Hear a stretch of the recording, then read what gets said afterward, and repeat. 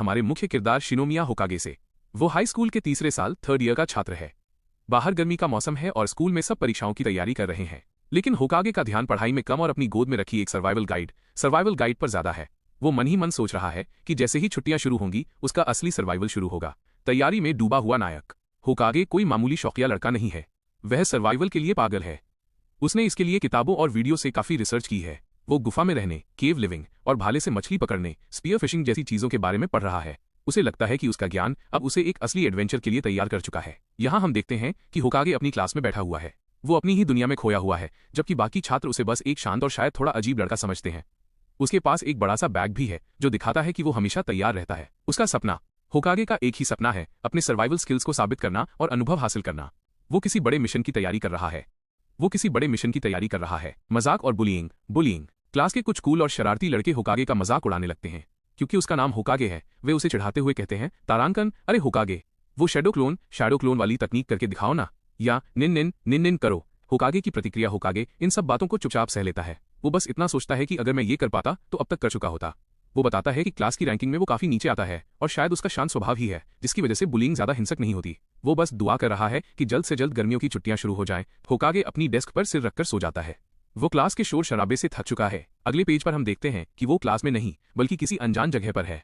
भारी बारिश हो रही है, चारों तरफ ताड़ पाम ट्रीज के पेड़ हैं और वो जमीन पर पड़ा हुआ है। होकागे की आंखें खुलती हैं और वो खुद को एक गुफा के बाहर भारी बारिश और ऊंचे ताड़ के पेड़ों के बीच पाता है। वो पूरी तरह से हैरान है और सोच रहा है, अभी तो मैं क्लास में था, फिर अचानक यहाँ कैसे? आसपास का नजारा किसी डरावने जंगल जैसा है। होकागे को महसूस होता है कि भले ही उसे लग रहा है कि ये एक सपना है, लेकिन यहाँ की हवा, बारिश और मिट्टी बिल्कुल असली लग रही है। वो घबराने के बजाय अपनी स्थिति का जायजा लेता है। वो जमीन पर बैठा है और उसके पास उसका स्कूल बैग भी है। वो खुद से पूछता है, क्या ये हकीकत है? वो तुरंत अपना फोन निकालता है, लेकिन उम्मीद के मुताबिक वहाँ ना तो कोई फोन लाइन है और ना ही वाईफाई। वो अपने बैग में रखे सामान के बारे में सोचता है। उसके पास एक फ्लेयर भी है जिसे वो सिर्फ तब इस्तेमाल करेगा जब उसे कोई बचाने आएगा। लंच ब्रेक का वो रुमाल। होकागे को अपना रुमाल मिलता है जो अभी भी थोड़ा गीला है। उसे याद आता है कि उसने इसे लंच ब्रेक शुरू होते ही इस्तेमाल किया था। इससे उसे यकीन होने लगता है कि वो सच में स्कूल से सीधे यहाँ ट्रांसपोर्ट हुआ है। वो पक्का हो जाता है कि वो स्कूल में सो रहा था और फिर अचानक यहाँ आ गया, पर उसे ये नहीं पता कि आखिर ये हुआ कैसे। होकागे अपने बैग से एक बड़ी सी सर्वाइवल नाइफ निकालता है। उसकी आंखों में एक अलग ही चमक है। वो चिल्लाकर कहता है, ये मेरे लिए एक मौका है। वो खुद को शांत रहने के लिए कहता है। वो ठान लेता है कि चाहे ये सपना हो या हकीकत, वो अपनी सर्वाइवल लाइफ का पूरा आनंद लेगा और उसकी पहली प्राथमिकता है जिंदा रहना। कहानी शुरू होती है हमारे मेन कैरेक्टर MC से, जो एक सुनसान टापू पर फंसा हुआ है। वो घबराने के बजाय खुद को शांत रखता है। उसका पहला मकसद है किसी भी तरह जिंदा रहना। वो कहता है कि फर्क नहीं पड़ता कि ये हकीकत है या कोई सपना, वो इस सर्वाइवल लाइफ को पूरी तरह से एंजॉय करेगा। सूरज अभी भी आसमान में है, इसलिए वो वक्त का फायदा उठाना चाहता है। वो अपनी चाकू निकालकर जंगल की ओर बढ़ता है ताकि वो आसपास के इलाके को समझ सके और अपने रहने के लिए एक सुरक्षित बेस ढूंढ सके। जंगल में उसे कई तरह के जानवरों के निशान मिलते हैं, जंगली सुअर, वाइल्ड बोर्स, गिलहरियां, चिपमंक्स और बंदरों के साए। ये देखकर वो डरता नहीं बल्कि खुश होता है, क्योंकि इसका मतलब है कि उसके पास शिकार करने और खाने के लिए भरपूर साधन मौजूद हैं। उसे पानी की आवाज आती है और वो एक नदी के पास पहुंचता है। वो जानता है कि नदी का पानी सीधे पीना खतरनाक हो सकता है, क्योंकि इससे पेट खराब हो सकता है। आमतौर पर पानी को उबालना या फिल्टर करना पड़ता है, लेकिन हमारा MC पूरी तैयारी से आया है। वो अपने बैग से एक स्पेशल प्यूरिफिकेशन बॉटल निकालता है। वो बताता है कि वो ऐसी 3 बोतलें अपने साथ लाया था, जैसे उसे पहले से पता हो कि जहाज डूबने वाला है। ये बॉटल गंदे से गंदे पानी को भी पीने लायक बना देती है। उनका पल सैटिस्फैक्शन, वो पानी पीता है और उसे ये शहर के पानी से कहीं ज्यादा स्वादिष्ट लगता है। खुले आसमान और कुदरत के बीच वो अपनी इस नई जिंदगी का पहला पड़ाव सफलतापूर्वक पार कर लेता है। कहानी शुरू होती है एक शांत नदी के पास। हमारा हीरो बैठा है और बहुत ही शांति से अपना सर्वाइवल प्लान बना रहा है। वो सोच रहा है कि रहने के लिए गुफा और पीने के लिए नदी का पानी काफी है। पेज 3-4। उसे खाने की चिंता है। वो कहता है कि काश यहाँ समुद्र होता तो मछली पकड़ पाता, पर अभी के लिए जंगली पौधों से काम चलाना होगा। पेज 5। अचानक उसे झाड़ियों से इंसानों के चिल्लाने की आवाज आती है। उसे अपनी आंखों पर यकीन नहीं होता कि यहाँ कोई और भी है। हीरो जैसे ही झाड़ियों के पीछे से झांकता है, वहां क्लास की सबसे हॉट लड़की यूकी माना खड़ी है। उसकी स्कर्ट उड़ती है और हीरो सब देख लेता है। ना जोर से चिल्लाती है और हीरो को पैरवेट थरकी कहती है। तभी उसकी बाकी सहेलियां भी वहां आ जाती हैं। सब लड़कियां वही हैं जो स्कूल में हमारे हीरो का मजाक उड़ाती थीं। वो उसे निंजा या होकागे कहकर चिढ़ाती थी, क्योंकि वो हमेशा अकेला रहता था। क्यों को पता चलता है कि उनका स्मार्टफोन काम नहीं कर रहा। वो घबरा जाती हैं। हीरो उन्हें बताता है कि वे एक सुनसान टापू पर हैं। हीरो हमें फ्लैशबैक में ले जाता है। वो बताता है कि कैसे वो क्लास में सोने का नाटक करता था ताकि इन लड़कियों की बातें सुन सके। बेचारा एक सर्वाइवल ओटाकू है जिसे लोग अजीब समझते थे, क्योंकि वो हमेशा सर्वाइवल की चीजें पढ़ता रहता था। लड़कियां उसे टोकती हैं, अरे तुम वही हो ना जो टापू पर रहने के पैम्फलेट पढ़ रहे थे, और तुम्हारे पास निंजा चाकू, निंजा नाइफ भी है? डरावने हो यार। लड़कियां बताती हैं कि जब उन्हें होश आया तो वे सब जमीन पर पड़े थे। वे एक गुफा के सामने जागे हैं। उन्हें समझ नहीं आ रहा कि वे यहां कैसे पहुंचे। यहां ट्विस्ट ये है कि होकागे के पास सर्वाइवल की चीजें हैं, इसलिए लड़कियां फैसला करती हैं कि फिलहाल इसी के साथ रहना बेस्ट है। लड़कियां रीटो, ब्याकुया और अरीसा एक्साइटेड हैं। वे सोचती हैं कि अगर निंजा यहां है तो बाकी लड़के भी यहीं कहीं होंगे। अरीसा तो इतनी खुश है कि वो सीधे होकागे का हाथ पकड़ लेती है और कहती है, अब से तुम हमारे पार्टनर हो। लड़की मजाक में कहती है, लड़के तो खुश होते हैं ना जब लड़कियां उन्हें घेर लेती हैं। मैंने सुना है उन्हें बस्ट देखकर रिएक्शन होता है। होकागे बेचारा शर्म से लाल हो जाता है और कहता है, हाँ मुझमें भी डिजायर्स हैं, पर अभी ये सब करने का वक्त नहीं है। पेज 9 है कि पहले वो सबको गुफा तक ले जाएगा, फिर समुद्र की तलाश करेगा। अरिसा को लगता है कि वो रेत पर SOS लिखने जा रहा है, लेकिन होकागे का दिमाग कुछ और ही चल रहा है।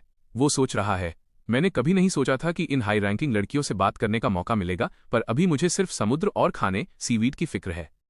बीच में खड़ी लड़की माना की टांग खींची जा रही है। उसकी सहेली उसे चिढ़ाते हुए कहती है, माना यूर एन इडियट, माना तुम बुद्धू हो। दूसरी तरफ एक लड़की काफी सीरियस है और अपने फोन में सिग्नल ढूंढने की कोशिश कर रही है। वो कह रही है कि हम चाहे कितने भी स्टिक्स यानी पिछड़े इलाके में क्यों न हो, मोबाइल सिग्नल तो मिलना ही चाहिए। वे शायद इस बात से अनजान हैं कि वे किसी बहुत बड़ी मुसीबत के करीब हैं। अचानक झाड़ियों के पीछे से कोई आवाज आती है या कोई साया दिखता है। मुख्य पात्र शायद उप रहने का इशारा करता है। लड़की डर के मारे चिल्लाने ही वाली थी कि उसे रोक दिया जाता है।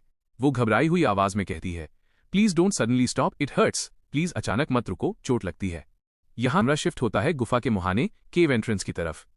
लड़कियां जैसे ही गुफा के पास पहुंचती हैं, उनकी आंखें फटी की फटी रह जाती हैं। सबकी जुबान से बस एक ही शब्द निकलता है, EH। क्या?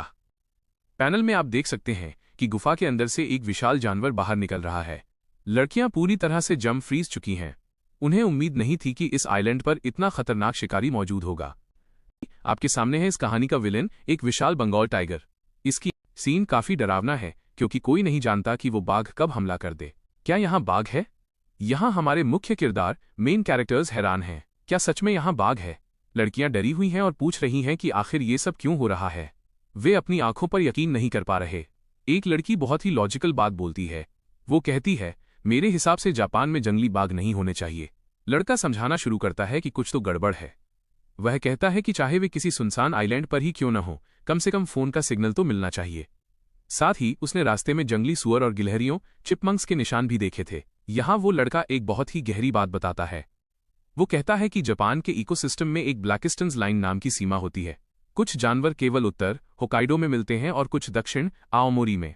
लेकिन यहाँ ये सब एक साथ दिख रहे हैं, जिसका मतलब है कि यहाँ का पर्यावरण बिल्कुल अजीब है। वो कहता है, मुझे लगता है हम पृथ्वी अर्थ पर हैं ही नहीं, बल्कि ये कोई दूसरी दुनिया, अनदर वर्ल्ड है। ये सुनकर बाकी सब हैरान रह जाते हैं। जैसे ही लड़का दूसरी दुनिया की बात करता है, एक लड़की भड़क जाती है। वह चिल्लाकर कहती है, क्या तुम पागल हो? दूसरी दुनिया से तुम्हारा क्या मतलब है? उसे लगता है कि लड़का कोई मजाक कर रहा है या डरा रहा है। शोर मचते ही बाकी लड़कियां उस लड़की का मुंह बंद कर देती हैं ताकि वो चिल्लाए नहीं। पास ही में बाघ सो रहा है और शोर होने पर उसकी कान हिलते हैं। अगर वो जाग गया तो सबकी जान खतरे में पड़ जाएगी। लड़का अपनी बात को साबित करने की कोशिश करता है। वो याद दिलाता है कि बस कुछ पल पहले वे स्कूल में लंच ब्रेक कर रहे थे और अगले ही पल वे इस घने जंगल के बीच में हैं।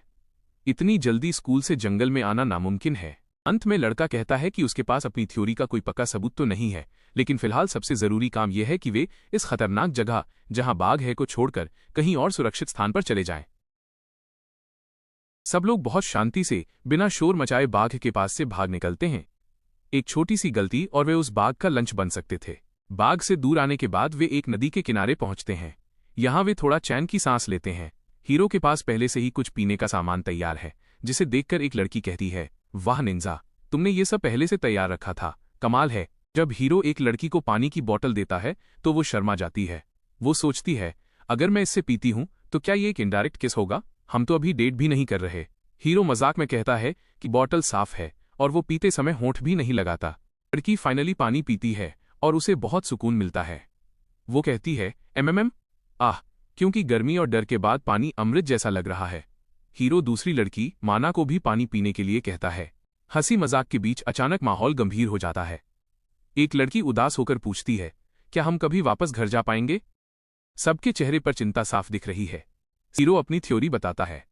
वो कहता है, मुझे पता है कि ये सोचना बेवकूफ़ी है कि हम किसी दूसरी दुनिया में आ गए हैं, लेकिन ये भी मुमकिन है कि हम अभी भी पृथ्वी पर ही हों, बस किसी अनजान जगह पर।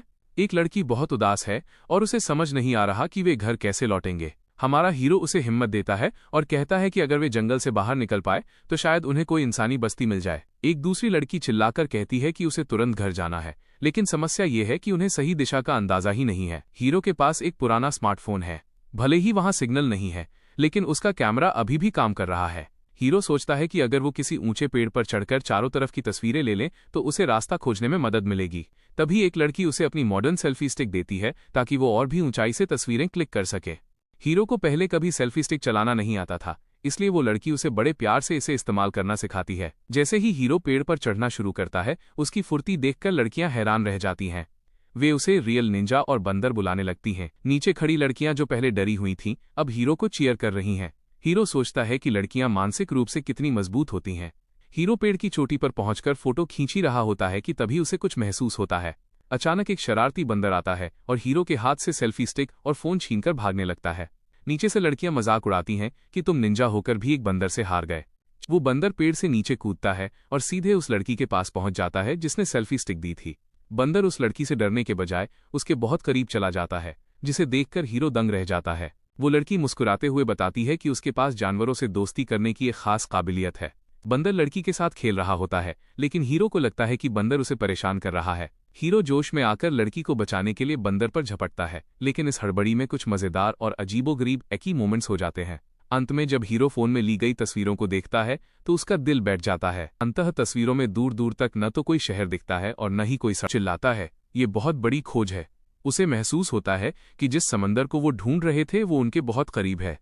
बाकी लड़कियां थोड़ी कंफ्यूज्ड हैं, उन्हें लगता है कि शायद कुछ खास नहीं मिला, पर होकागे उन्हें समझाता है कि समंदर मिलने का मतलब है ढेर सारे रिसोर्सेज। खाने पीने और सर्वाइवल के लिए समंदर एक खजाना है। तभी एक लड़की नोटिस करती है कि फोटो के बैकग्राउंड में कुछ धुंधला सा दिख रहा है। वो फोटो को जूम करते हैं और उन्हें दूर पानी के बीच में एक टापू आइलैंड दिखाई देता है। होकागे गेस करता है कि अगर ये एक निर्जन द्वीप अनइनहैबिटेड आइलैंड है तो चांस है कि उस सामने वाले टापू पर लोग रहते हों। उनकी उम्मीदें जाग जाती हैं कि शायद वो अकेले नहीं है। जैसे ही उन्हें समझ आता है कि रेस्क्यू होने के चांस बढ़ गए हैं, पूरी टीम खुशी से झूम उठती है। वो सब एक साथ चिल्लाते हैं, यट्टा, यानी हमने कर दिखाया। होकागे को पता है कि टेक्नोलॉजी पर पूरी तरह भरोसा नहीं किया जा सकता। वो कहता है कि हमें रास्तों पर निशान, लैंडमार्क्स लगाने चाहिए ताकि हम रास्ता न भटकें। लड़की पूछती है, जब हमारे पास फोन का कंपास है तो निशानों की क्या जरूरत? होकागे एकदम प्रो सर्वाइवल वाली बात करता है, अगर फोन टूट गया या बैटरी खत्म हो गई तब क्या करेंगे? लड़की होकागे को क्लमसी अनाड़ी बोलकर चिढ़ाती है क्योंकि वो फोन का कंपास इस्तेमाल करना भूल गया था। टीम की बॉन्डिंग देखने लायक है। इनका अगला गोल सेट है समंदर की तरफ बढ़ना। फोन का इनबिल्ट कंपास बिना सिग्नल के भी काम कर रहा है, जो उन्हें सही दिशा ईस्ट साउथ दिखा रहा है। लोग जोश में जंगल के रास्ते निकल पड़ते हैं, पर कागे-कुन काफी गहरी सोच में डूबा होता है। अनजान टापू आइलैंड पर फंस गए हैं और हालात काफी नाजुक हैं। होकागे बताता है कि वो एक रास्ता ढूंढ रहा है जिससे वो अपनी गुफा केव को वापस पा सकें। दरअसल एक विशाल जंगली बाघ टाइगर ने उनकी गुफा पर कब्जा कर लिया है, जो उनके रहने की इकलौती सुरक्षित जगह थी। बाकी लड़कियां घबराई हुई हैं। उनका मानना है कि एक बड़े बाघ से लड़ना नामुमकिन है, लेकिन होकागे का कहना है कि अगर उन्होंने उस बाघ के मन में इंसानों का डर नहीं बैठाया तो आज नहीं तो कल वो बाघ उन सबको मार देगा। ग्रुप में बहस होती है कि उनके पास न तो कोई हथियार है और न ही चाकू चलाने का हुनर। होकागे खुद मानता है कि सीधे तौर पर लड़ना मुश्किल है, इसलिए वो किसी चालाकी या ट्रैप के बारे में सोच रहा है। तभी माहौल थोड़ा हल्का होता है। काले बालों वाली लड़की उसे चीयर करती है और कहती है, होकागे-कुन तुम कमाल हो, यहाँ हमें किरदारों के बीच की प्यारी बॉन्डिंग देखने को मिलती है। कागे सबको लेकर जंगल के घने रास्तों से बाहर निकलता है।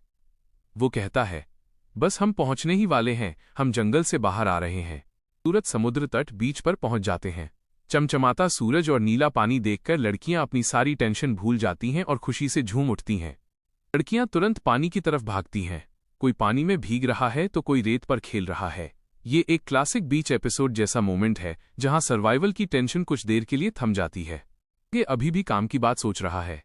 वो देखता है कि किनारे पर शेलफिश, सीपियां हैं। उसे उम्मीद है कि यहाँ सीवीड और मछलियां भी मिलेंगी, जिससे उनके खाने का इंतजाम हो जाएगा। फिर से सोच में पड़ जाता है। भले ही उन्हें समुद्र मिल गया हो, लेकिन बाघ का खतरा अभी टला नहीं है। उसे खाने का जुगाड़ भी करना है और रहने का भी। जैसे ही सूरज ढलने लगता है, ग्रुप को एहसास होता है कि अब मस्ती का समय खत्म हो गया है। होकागे सबको आवाज देता है कि सूरज डूबने वाला है और उन्हें अंधेरा होने से पहले वापस निकलना चाहिए। लड़कियां थोड़ी हैरान होती हैं और पूछती हैं, वापस? पर कहाँ? उन्हें लगता है कि शायद वे किसी सुरक्षित जगह की तलाश करेंगे, लेकिन होकागे के मन में कुछ और ही चल रहा है। आगे अपने बैग से कुछ उपकरण निकालता है और बड़े आत्मविश्वास के साथ कहता है, क्या ये साफ नहीं है? हम वापस उसी गुफा में जा रहे हैं। वो ऐलान करता है कि अब समय आ गया है उस बाघ टाइगर से मुकाबला करने का और अपनी गुफा को वापस छीनने का। ही होकागे जंग की बात करता है, लड़कियों के चेहरे पर डर साफ दिखने लगता है। उनके दिमाग में उस खूंखार बाघ की तस्वीर आ जाती है। माहौल पूरी तरह से बदल जाता है। जहां अभी कुछ देर पहले सब खेल रहे थे, अब वहां मौत और जिंदगी का सवाल खड़ा हो गया है। लड़कियां इस बात को लेकर दहशत में हैं कि क्या उन्हें वाकई उस शिकारी का सामना करने के लिए वापस जाना पड़ेगा। समुद्र किनारे चर्चा करते हुए लड़कियां घबराकर कहती हैं कि वे सिर्फ नॉर्मल हाई स्कूल लड़कियां जेके हैं और इस दरिंदे से नहीं लड़ सकती। लेकिन ग्रुप लीडर का कहना है कि बिना टीम वर्क के उसे हराना नामुमकिन है। यहाँ बताया गया है कि पुराने जमाने में इंसान जानवरों को दूर रखने के लिए ब्रूट फोर्स यानी सीधी ताकत और आग का इस्तेमाल करते थे ताकि जानवर उन्हें खतरनाक समझे। चुनौती ये है कि ये बाघ साधारण नहीं बल्कि बहुत शक्तिशाली है। अगर उसने इन बच्चों को कमजोर शिकार समझ लिया तो वो तुरंत हमला कर देगा, इसलिए सीधी लड़ाई जानलेवा हो सकती है। तभी कहानी का हीरो अपना बैग संभालते हुए आत्मविश्वास के साथ कहता है, हम सीधी लड़ाई नहीं करेंगे, हम उसे हराने के लिए एक अलग तरीका, डिफरेंट मेथड अपनाएंगे। 6 चलो रास्ते में बताऊंगा। हीरो सबको जंगल की ओर ले जाता है और कहता है, चलो चलते हैं, मैं तुम्हें रास्ते में अपना पूरा प्लान समझाऊंगा। बाकी सब थोड़े डरे हुए उसके पीछे चल देते हैं। बंदर मिलते हैं जो अपनी आवाजें उकी निकाल रहे हैं। लड़की खुश होकर उसे गले लगा लेती है और कहती है, वेलकम बैक रीता। इससे पता चलता है कि इनकी बंदरों से पुरानी दोस्ती है। पूरा ग्रुप बैठकर आराम करता है। हीरो हैरान है कि उन्होंने बंदर का नाम भी रख दिया है। लड़की बताती है कि वह बंदर उससे बहुत ज्यादा घुल मिल गया है और अब यही बंदर उस बाघ के खिलाफ उनकी मदद करेंगे। ईरो मंकी कहता है, क्योंकि वो हमेशा लड़कियों के करीब रहता है, जिससे हीरो थोड़ा चिढ़ भी जाता है। यहाँ कहानी में ट्विस्ट आता है। रीता असल में बाकी बंदरों के साथ मिलकर स्काउटिंग यानी जासूसी कर रहा था। वो अपनी भाषा में हीरो को कुछ बताने की कोशिश करता है। सब हैरान रह जाते हैं जब पता चलता है कि वो लड़की बंदरों की भाषा समझ सकती है और उन्हें निर्देश भी दे सकती है। हीरो चिल्लाता है, ये तो कमाल की एबिलिटी है, उसे अब बंदरों की मदद से दुश्मन की लोकेशन पता चल सकती है। लड़कियां मजाक में चर्चा करती हैं कि शायद वो इन बंदरों की बॉस या टेमर है। यहां तक कि एक फनी इमेजिनेशन में उसे एक क्वीन के रूप में दिखाया गया है जो हंटर ड्रेस में बंदरों पर राज कर रही है। जो तुरंत एक्शन में आता है। वो सबको सतर्क करता है कि उन्हें बहुत धीरे और शांति से आगे बढ़ना होगा। अगर उन्होंने कोई शोर किया तो टाइगर जाग सकता है और उनकी जान खतरे में पड़ सकती है। जैसे ही वे गुफा के करीब पहुंचते हैं, वे देखते हैं कि टाइगर वाकई खर्राटे भर रहा है। हीरो आदेश देता है, सब लोग प्लान के हिसाब से अपनी पोजीशन ले लो। फिर सबको समझाता है कि अगर उन्होंने इस खतरे को आज नहीं भगाया तो वे रात को चैन से सो नहीं पाएंगे। उनके पास रहने के लिए घर नहीं है, इसलिए उन्हें जंगली जानवरों से अपनी जान बचाने के लिए खुद ही लड़ना होगा। हमारा हीरो अपनी टीम का हौसला बढ़ाते हुए कहता है, तैयार हो जाओ, हमें इसे पीछे धकेलना है। उसका हथियार हो सकता है। लड़कियां भी पीछे नहीं हटती, वे अपनी पूरी हिम्मत जुटाती हैं। कोई कह रही है मैं अपना बेस्ट दूंगी, तो कोई बिल्कुल डरी हुई है लेकिन फिर भी लड़ने को तैयार है। टीम वर्क तो भाई गजब का दिख रहा है यहाँ।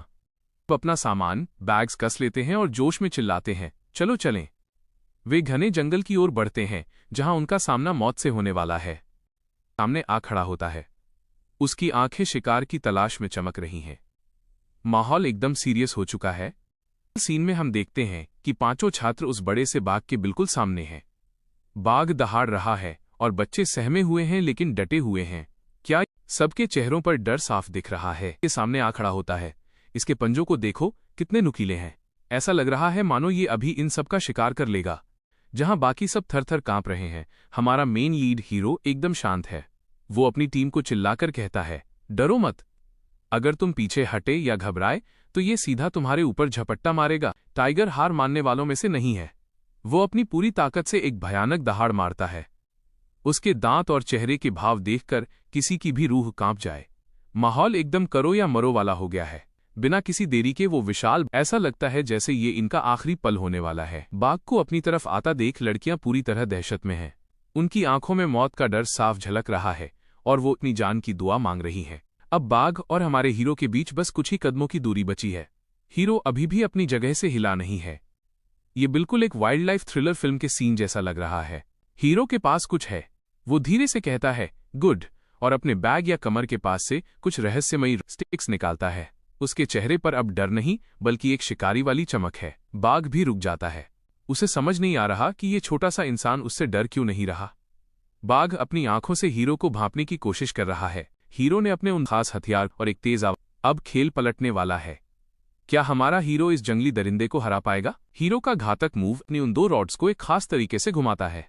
ये कोई साधा बल्कि एक स्पेशल बैटल बैटन है। बाघ ने आज तक ऐसा कोई इंसान नहीं देखा था जो मरने के डर के बजाय उस पर वार करने के लिए तैयार खड़ा हो। हीरो की आंखों की गहराई देखकर बाघ की रफ्तार थोड़ी धीमी पड़ जाती है।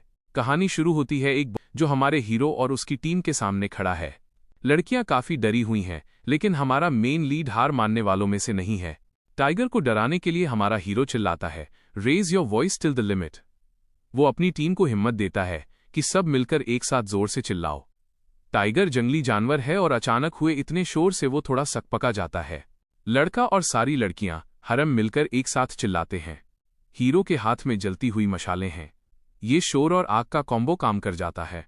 टाइगर डर के मारे झाड़ियों में पीछे हटने लगता है और आखिरकार दुम दबाकर भाग खड़ा होता है। टाइगर के जाते ही सब राहत की सांस लेते हैं। लड़कियां हैरान हैं कि टाइगर सच में भाग गया। It really ran away. और इसी के साथ उन्हें मिल जाती है उनकी नई पनाह, एक गुफा। सब खुशी से झूम उठते हैं क्योंकि अब उनके पास रहने के लिए एक सुरक्षित जगह है। पूरी टीम होकागे को घेरकर उसकी तारीफ कर रही है क्योंकि उन्होंने मिलकर एक खतरनाक टाइगर बाघ को पीछे खदेड़ दिया है। होकागे अपनी टीम की हिम्मत की दाद देता है कि कोई भी डर के मारे पीछे नहीं हटा। यहाँ होकागे एक बहुत गहरी बात कहता है।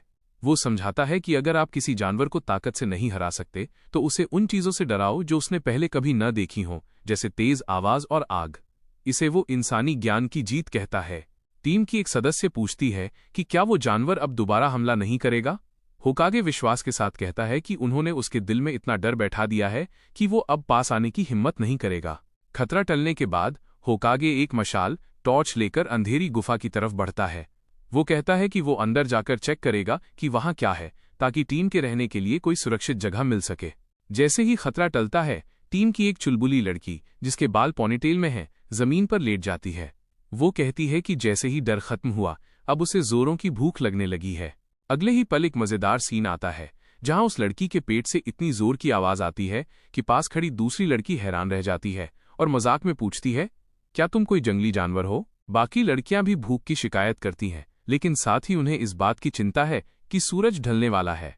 सर्वाइवल में अंधेरा होने से पहले ठिकाना ढूंढना बहुत जरूरी होता है। भूख से बेहाल लड़की सुझाव देती है कि चलो नदी पर चलकर मछलियां पकड़ते हैं, लेकिन होकागे तुरंत मना कर देता है क्योंकि मछली पकड़ने में बहुत समय लगता है और उनके पास वक्त की कमी है। होकागे एक आसान रास्ता निकालता है। वो सुझाव देता है कि क्यों ना हम मशरूम कुकुरमुत्ता खा लें। वो कहता है कि भूखे रहने से तो अच्छा है कि हम मशरूम भूनकर खा लें। जैसे ही लड़की मशरूम का नाम सुनती है, उसका चेहरा बन जाता है। उसे मशरूम बिल्कुल पसंद नहीं है और वो अजीब से एक्सप्रेशन देने लगती है, जबकि होकागे उसे मनाने की कोशिश कर रहा है। जैसे ही मशरूम खाने की बात आती है, टीम की एक लड़की चिंता जताती है कि जंगल में जहरीले मशरूम, पॉइजनस मशरूम्स भी हो सकते हैं। होकागे उसे समझाता है कि मशरूम के प्रकारों को याद रखना सर्वाइवल का बेसिक नियम है। होकागे टीम का लीडर बनते हुए जिम्मेदारी लेता है कि वो खुद तय करेगा कि कौन से मशरूम खाने लायक एडिबल हैं और कौन से नहीं। मशरूम को भूनकर खाने के लिए अलाव बॉनफायर की जरूरत है। इसके लिए टीम की लड़कियां जंगल से सूखी लकड़ियां और टहनियां, ट्विग्स इकट्ठा करने का काम संभालती हैं। होकागे बताता है कि उन्हें कम से कम 5 लोगों के हिसाब से मशरूम इकट्ठा करने होंगे। वो चाहता है कि कोई एक लड़की उसके साथ मशरूम ढूंढने में मदद करने के लिए चले। मदद के लिए टीम की लंबी काली आंखों वाली सुंदर लड़की आगे आती है और मुस्कुराते हुए कहती है, मैं तुम्हारे साथ चलूंगी। होकागे उसे धन्यवाद कहता है। बाकी टीम को सावधान रहने की हिदायत देकर होकागे और वो लड़की जंगल की गहराई में मशरूम ढूंढने निकल पड़ते हैं। जल्द ही उन्हें एक पेड़ के पास बहुत सारे मशरूम मिल जाते हैं। होकागे खुशी से चिल्लाता है, मुझे मिल गए। लड़की पूछती है कि क्या उन्हें और भी मशरूम मिल पाएंगे। होकागे उसे जानकारी देता है कि मशरूम ऐसी चीज है जो मौसम या जलवायु की परवाह किए बिना कहीं भी उग सकते हैं, इसलिए उन्हें काफी मात्रा में मशरूम मिल जाएंगे। मशरूम ढूंढते वक्त एक पल ऐसा आता है जब होकागे को एहसास होता है कि वो जंगल में एक लड़की के साथ अकेला है। वो थोड़ा शर्माता ब्लश है और पसीने छोड़ने लगता है। जब वो मशरूम चुन रहे होते हैं तो लड़की एक मशरूम की ओर इशारा करके पूछती है, क्या ये खाने लायक है? होकागे उसे यकीन दिलाता है कि ये मशरूम चबाने में अच्छे और स्वादिष्ट, चूवी एंड डिलिशियस होते हैं। पहले सीन में हीरोइन थोड़ी कंफ्यूज्ड है। वो पूछ रही है कि क्या हम आग जलाने के लिए अपनी टेक्स्ट बुक्स किताबों का इस्तेमाल कर सकते हैं? उसे जंगल में टहनियां ढूंढने जाने का बिल्कुल मन नहीं है। आलस का लेवल देख रहे हो? तभी मोहतरमा अपना जादुई हथियार निकालती हैं, एक लाइटर। वो बड़े गर्व से कहती हैं कि उनके पास भी आग जलाने का इंतजाम है। लेकिन यहाँ ट्विस्ट आता है। हीरो सोच में पड़ जाता है कि भाई, ये तो स्कूल की लड़की है, इसके पास लाइटर कहाँ से आया? उसके दिमाग में फनी और थोड़े अजीब ख्याल आने लगते हैं कि कहीं ये लाइटर इसके शुगर डैडीज के लिए तो नहीं। हीरो थोड़ा सीरियस हो जाता है और कहता है कि हमें यहाँ लंबे समय तक रुकना पड़ सकता है, इसलिए हमें चीजें बचाकर इस्तेमाल करनी चाहिए। वो कहता है कि आज मेरा लाइटर इस्तेमाल करते हैं। हीरोइन बस उसे देखती रह जाती है। शायद वो सोच रही है कि ये लड़का कितनी दूर की सोच रहा है। लॉन्ग टाइम सुनकर माहौल थोड़ा सा शांत और सीरियस हो जाता है। अगले सीन में हमें हीरोइन का बैग दिखता है जो मशरूम से भरा हुआ है। वो कहती है, इतना काफी होना चाहिए, लग रहा है आज रात को मशरूम पार्टी होने वाली है। तभी हीरो को दूर कहीं धुआं दिखता है। वो कहता है कि अंधेरा होने से पहले हमें वापस बेस पर लौट जाना चाहिए क्योंकि अभी भी फ्लेयर का धुआं दिखाई दे रहा है। जैसे ही वो चलने लगते हैं अचानक हीरोइन का पैर फिसल जाता है। वो जोर से चिल्लाती है क्या और अपना बैलेंस खो देती है। ही पल अफरा तफरी मच जाती है। हीरो चिल्लाता है लुक आउट और उसका मशरूम से भरा हुआ बैग हवा में उड़ने लगता है। सारे मशरूम यहां वहां बिखर जाते हैं। वो उसे बचाने की कोशिश करता है और दोनों जमीन पर गिर जाते हैं। बेचारे हीरो का चेहरा हीरोइन के ऊपर जा गिरता है और वो एकदम शॉक में आ जाता है। मशरूम्स चारों तरफ बिखरे हुए हैं और माहौल एकदम ऑकवर्ड हो गया है। जब हमारा हीरो और हीरोइन एक गाने जंगल में होते हैं। ब्लैक हेयर वाली लड़की घास पर लेती हुई हाय और हीरो उसके ऊपर ए जाता हाय। पर ट्विस्ट ये हाई की लड़की के शर्ट के अंदर एक मशरूम सांप की छतरी फांस जाता हाय। लड़की जोर से हंसते हुए बोलती हाय आहा आई एम सॉरी, क्योंकि वो मशरूम उसकी क्लीवेज में फंसा होता है। हीरो ये देखकर एकदम डांग रह जाता है और शर्म के मारे उसका चेहरा लाल हो जाता है। वो तुरंत बोलता है मैं अभी उठता हूं। हीरो उठने की कोशिश करता है पर वो बहुत नर्वस है। उसका चेहरा पसीने से तरबतर है और वो हकला रहा है। दूसरी तरफ लड़की एकदम काम है और उससे ऑब्जर्व कर रही है। अब फ्लैट आती है लड़की की बारी। वो हीरो को पीछे से जोर से गेल लगा लेती है, बैक हग। हीरोइन उसके कान में धीरे से बोलती है तुम मुझसे डोर क्यों देख रहे हो? हीरो एकदम फ्रीज हो जाता है और उसके दिमाग में धमाका होता है। लड़की को महसूस होता है कि हीरो की बॉडी रिएक्ट कर रही है। वो शरारत से कहती है ओ, जब मैंने तुम्हें हग किया तो ये रिएक्ट कर गया है ना? हीरो घबराकर चिल्लाता है एस्टरिस्क नहीं, ऐसा कुछ नहीं है। लड़की रुकती नहीं है। वो हीरो के एकदम करीब आकर कहती है तुम्हें इसे छुपाने की जरूरत नहीं है, लड़के एज ही होते हैं। वो हीरो को टीज करने का कोई मौका नहीं छोड़ रही। हीरो की हार्ट बीट थंप थंप इतनी तेज है कि बाहर तक सुनाई दे रही है। वो बस ये सोच रहा है कि इस सिचुएशन से कैसे बचे, क्योंकि लड़की उससे बिल्कुल चिपकी हुई है। लड़की की बातों और उसके बोल्ड पोस्चर से हीरो पूरी तरह सरेंडर कर देता है। वो इतना ब्लश कर रहा है कि उसका पूरा चेहरा टमाटर जैसा लाल हो गया है। ये पूरा सीन एक स्वीट और नॉटी नॉक झोंक से भरा है, जहां लड़की अपने भोले भाले हीरो को टीज करके मेज ले रही है। हीरो और लड़की दोनों की आंखें फटी की फटी रह गई हैं। उनकी घबराहट साफ दिख रही है, क्योंकि सामने का नजारा कुछ ऐसा है जिसकी उन्हें उम्मीद नहीं थी। मस्ती भरा ग्रुप, लेकिन जैसे ही क्या वहां तो पार्टी जैसा माहौल है। कोई लकड़ियां इकट्ठी कर रहा है तो कोई मजे से बैठा है। ये सच में सुरक्षित हैं? ग्रुप के लोग चिल्लाते हैं। होकागे सामा वापस आ गए। यहाँ का माहौल बहुत ही हल्का और मजाकिया है। एंट्री होती है एक नए कैरेक्टर की। एक लाल बालों वाला लड़का हीरो के पास आता है और कहता है तो तुम ही उन्हें यहां तक लाए हो। उसकी मुस्कान थोड़ी डरावनी और रहस्यमयी है। और वो लड़का कहता है कि उन्होंने धुआं और रोशनी देखी थी, उन्हें लगा बचाव दल आ गया है। वो हीरो के बैग में रखे फ्लायर्स, इशारा करने वाली रोशनी को लेकर उसे परवर्ट भी बुलाता है। उसके कंधे पर एक हाथ रखा जाता है और बस कोई स्थिति को संभालने की कोशिश कर रहा है। पर वो लड़का हीरो के चेहरे के बिल्कुल करीब आता है और एक खतरनाक ऑफर देता है। हमें तुम्हें साथ रखने में कोई दिक्कत नहीं है, चलो टीम बनाते हैं। NINJA का हीरो के बिल्कुल पास आता है और उसके कान में बुदबुदाता है तुम्हें भी अपने आसपास ज्यादा लोग पसंद होंगे, खासकर इस सिचुएशन में, है ना? उसकी आंखों में एक खतरनाक चमक है। रहस्यमयी लड़का मजाक उड़ाते हुए कहता है, कितना दुखद होता अगर तुम यहां अकेले होते, हा। वो हीरो को उकसाने की कोशिश कर रहा है। उन्हें एक और ग्रुप मिलता है जिसे देखकर लड़कियां काफी राहत महसूस करती हैं कि चलो हमारे अलावा और भी लोग यहां हैं। यहां सुमेरागी बायकुया, सुमेरगी ब्याकुया गुस्से में दिख रहा है। उसका बड़ा भाई रेटो उसे शांत करने के लिए रुको बायकुया कहता है। पीछे खड़े लोग रेटो को सम्मान से अनिकी, बड़े भाई कह रहे हैं। मुख्य नायक काले बालों वाला लड़का साफ कर देता है कि वो किसी पर आसानी से भरोसा नहीं करेगा। वो कहता है, पहले मुझे अपनी योजना बताओ, उसके बाद हम तय करेंगे कि साथ काम करना है या नहीं। बायकुया को नायक का ये बर्ताव पसंद नहीं आता और वो चिढ़कर कहता है।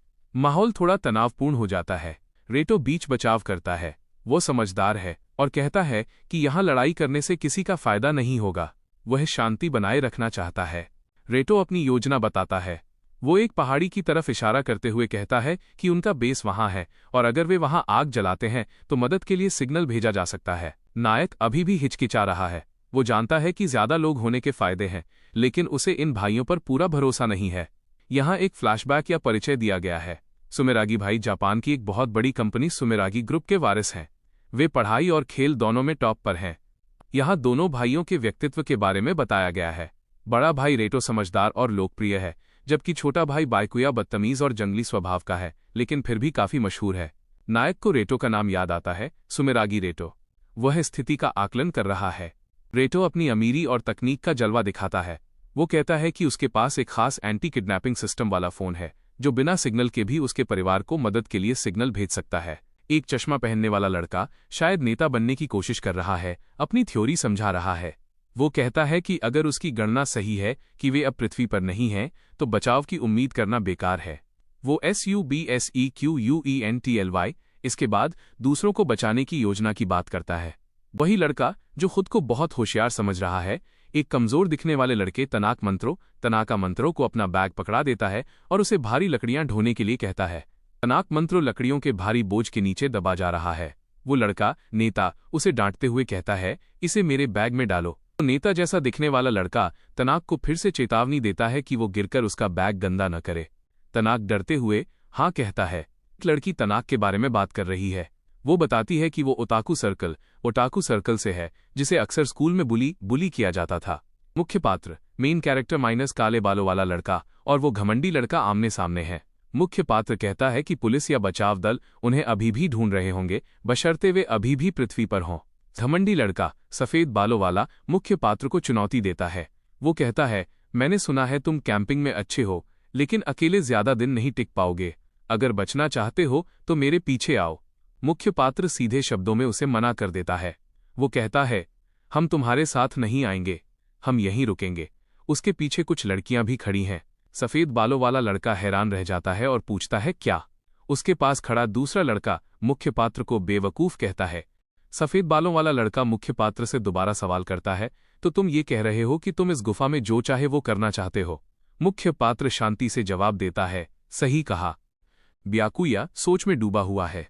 ब्याकुया हार मानकर कहता है, जो करना है करो, फिर do what you want then. वो चिढ़ा हुआ महसूस कर रहा है। ब्याकुया सफेद बालों वाला लड़का गुस्से में पीछे मुड़कर माना को बुलाता है। माना, चलो यहां से। नायक अकेला खड़ा है और सामने 4 लड़कियां खड़ी हैं। नायिका खुलकर कहती है, सॉरी रीतो और ब्याकुया, मैं यहां होकागे के साथ रुकूंगी। वो नायक का साथ देने का फैसला करती है। नायक होकागे हैरान है। दूसरी तरफ माना नाम की लड़की इस फैसले पर गुस्सा हो रही है और उसे अजीब ऑकवर्ड लग रहा है। लड़की कह रही है कि वे कल मछली पकड़ने फिशिंग जाएंगे, जबकि दूसरी लड़की कहती है कि वो होकागे कुन मुख्य नायक के साथ जाएगी। वे लड़कियां बताती हैं कि उन्होंने गुफा को वापस पाने के लिए बहुत मेहनत की है और अब वे इसे छोड़कर नहीं जाना चाहती। ब्याकुया हैरान और परेशान होकर पूछता है, क्या तुम लोग होश में हो? Are you guys in your right mind? उसे लड़कियों का नायक पर इतना भरोसा करना पागलपन लग रहा है। नायिका बहुत मासूमियत और भरोसे के साथ नायक से पूछती है, अगर हम यहाँ रुकते हैं तो तुम हमें छोड़ोगे तो नहीं ना? You won't abandon yes right? माना रीतो और उसके साथी से कहती है कि उसे होकागे को यहाँ अकेला छोड़ना अजीब लग रहा है, क्योंकि अब तक उन्होंने साथ मिलकर मेहनत की है। ब्याकुया अपना सिर पकड़कर निराशा जताता है। वो कहता है कि सुमेरागी ग्रुप के वारिस के लिए ऐसी हरकतें शोभा नहीं देती। ब्याकुया हंसते हुए लड़कियों को दयालु काइंड हार्टेड कहता है। वो तंज कसते हुए कहता है कि तुम सब नायक की जान बचाने के लिए उसके साथ रुक रही हो। जाते जाते ब्याकुया कहता है कि अगर वे अपना मन बदल लें तो उनके बेस पर आ सकती हैं। वो उन्हें वापस बुलाने का विकल्प खुला रखता है। होकागे और चारों लड़कियां एक साथ खड़े होकर ब्याकुया और उसके साथी को जाते हुए देख रहे हैं। उनके चेहरों पर गंभीरता है। ब्याकुया का साथी उससे पूछता है, क्या तुम ठीक हो कि वो निंजा नायक उन खूबसूरत लड़कियों को ले जाए? ब्याकुया का चेहरा छाया में है और वह बहुत गंभीर दिख रहा है। उसका साथी कहता है कि नायक ने लड़कियों को चुराया नहीं है, वे बस अभी उसके साथ हैं। ब्याकुया एक डरावनी मुस्कान के साथ खुद से कहता है कि जहां तक लड़कियों की बात है वहां उनके पास और भी बहुत सारी हैं। ब्याकुया का साथी लाल बालों वाला एक कुटिल मुस्कान के साथ कहता है, ये सच है। वो स्थिति का मजा ले रहा है। में ब्याकुया का साथी हंसते हुए कहता है, चलो जल्दी वापस चलते हैं ताकि मैं अपनी इच्छा पूरी कर सकूं। रिलीज। यहाँ लड़कियां लड़कों की घटिया सोच पर चर्चा कर रही हैं। एक लड़की कहती है कि लड़के बस जानवर होते हैं और इस मुश्किल स्थिति में भी वे सिर्फ शारीरिक संबंधों के बारे में सोच रहे हैं।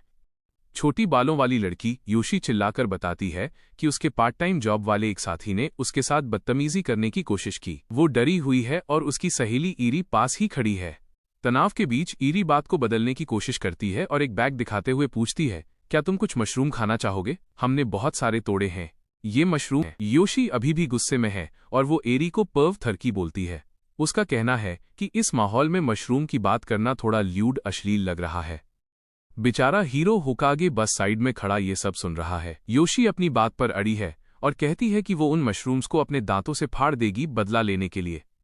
उसकी सहेली उसे टोकती है कि भाई ये गंदे जोक्स बंद करो। लड़कियां एक साथ खड़ी होकर हीरो से कहती हैं, हमने तुम्हें चुना है, रीटो को नहीं, और उन्होंने हमारे मेन लीड पर भरोसा जताया है। हीरो होकागे अपना बैग कसता है और एक किलर स्माइल के साथ कहता है, मुझ पर छोड़ दो। वो वादा करता है कि वो उन्हें उनके फैसले पर पछताने नहीं देगा। लो, अब खाने का वक्त है। हीरो कहता है, बिना किसी देरी के चलिए मशरूम भूनते हैं। सब भूख के मारे एक्साइटेड हैं, खासकर योशी जो ये चिल्ला रही है।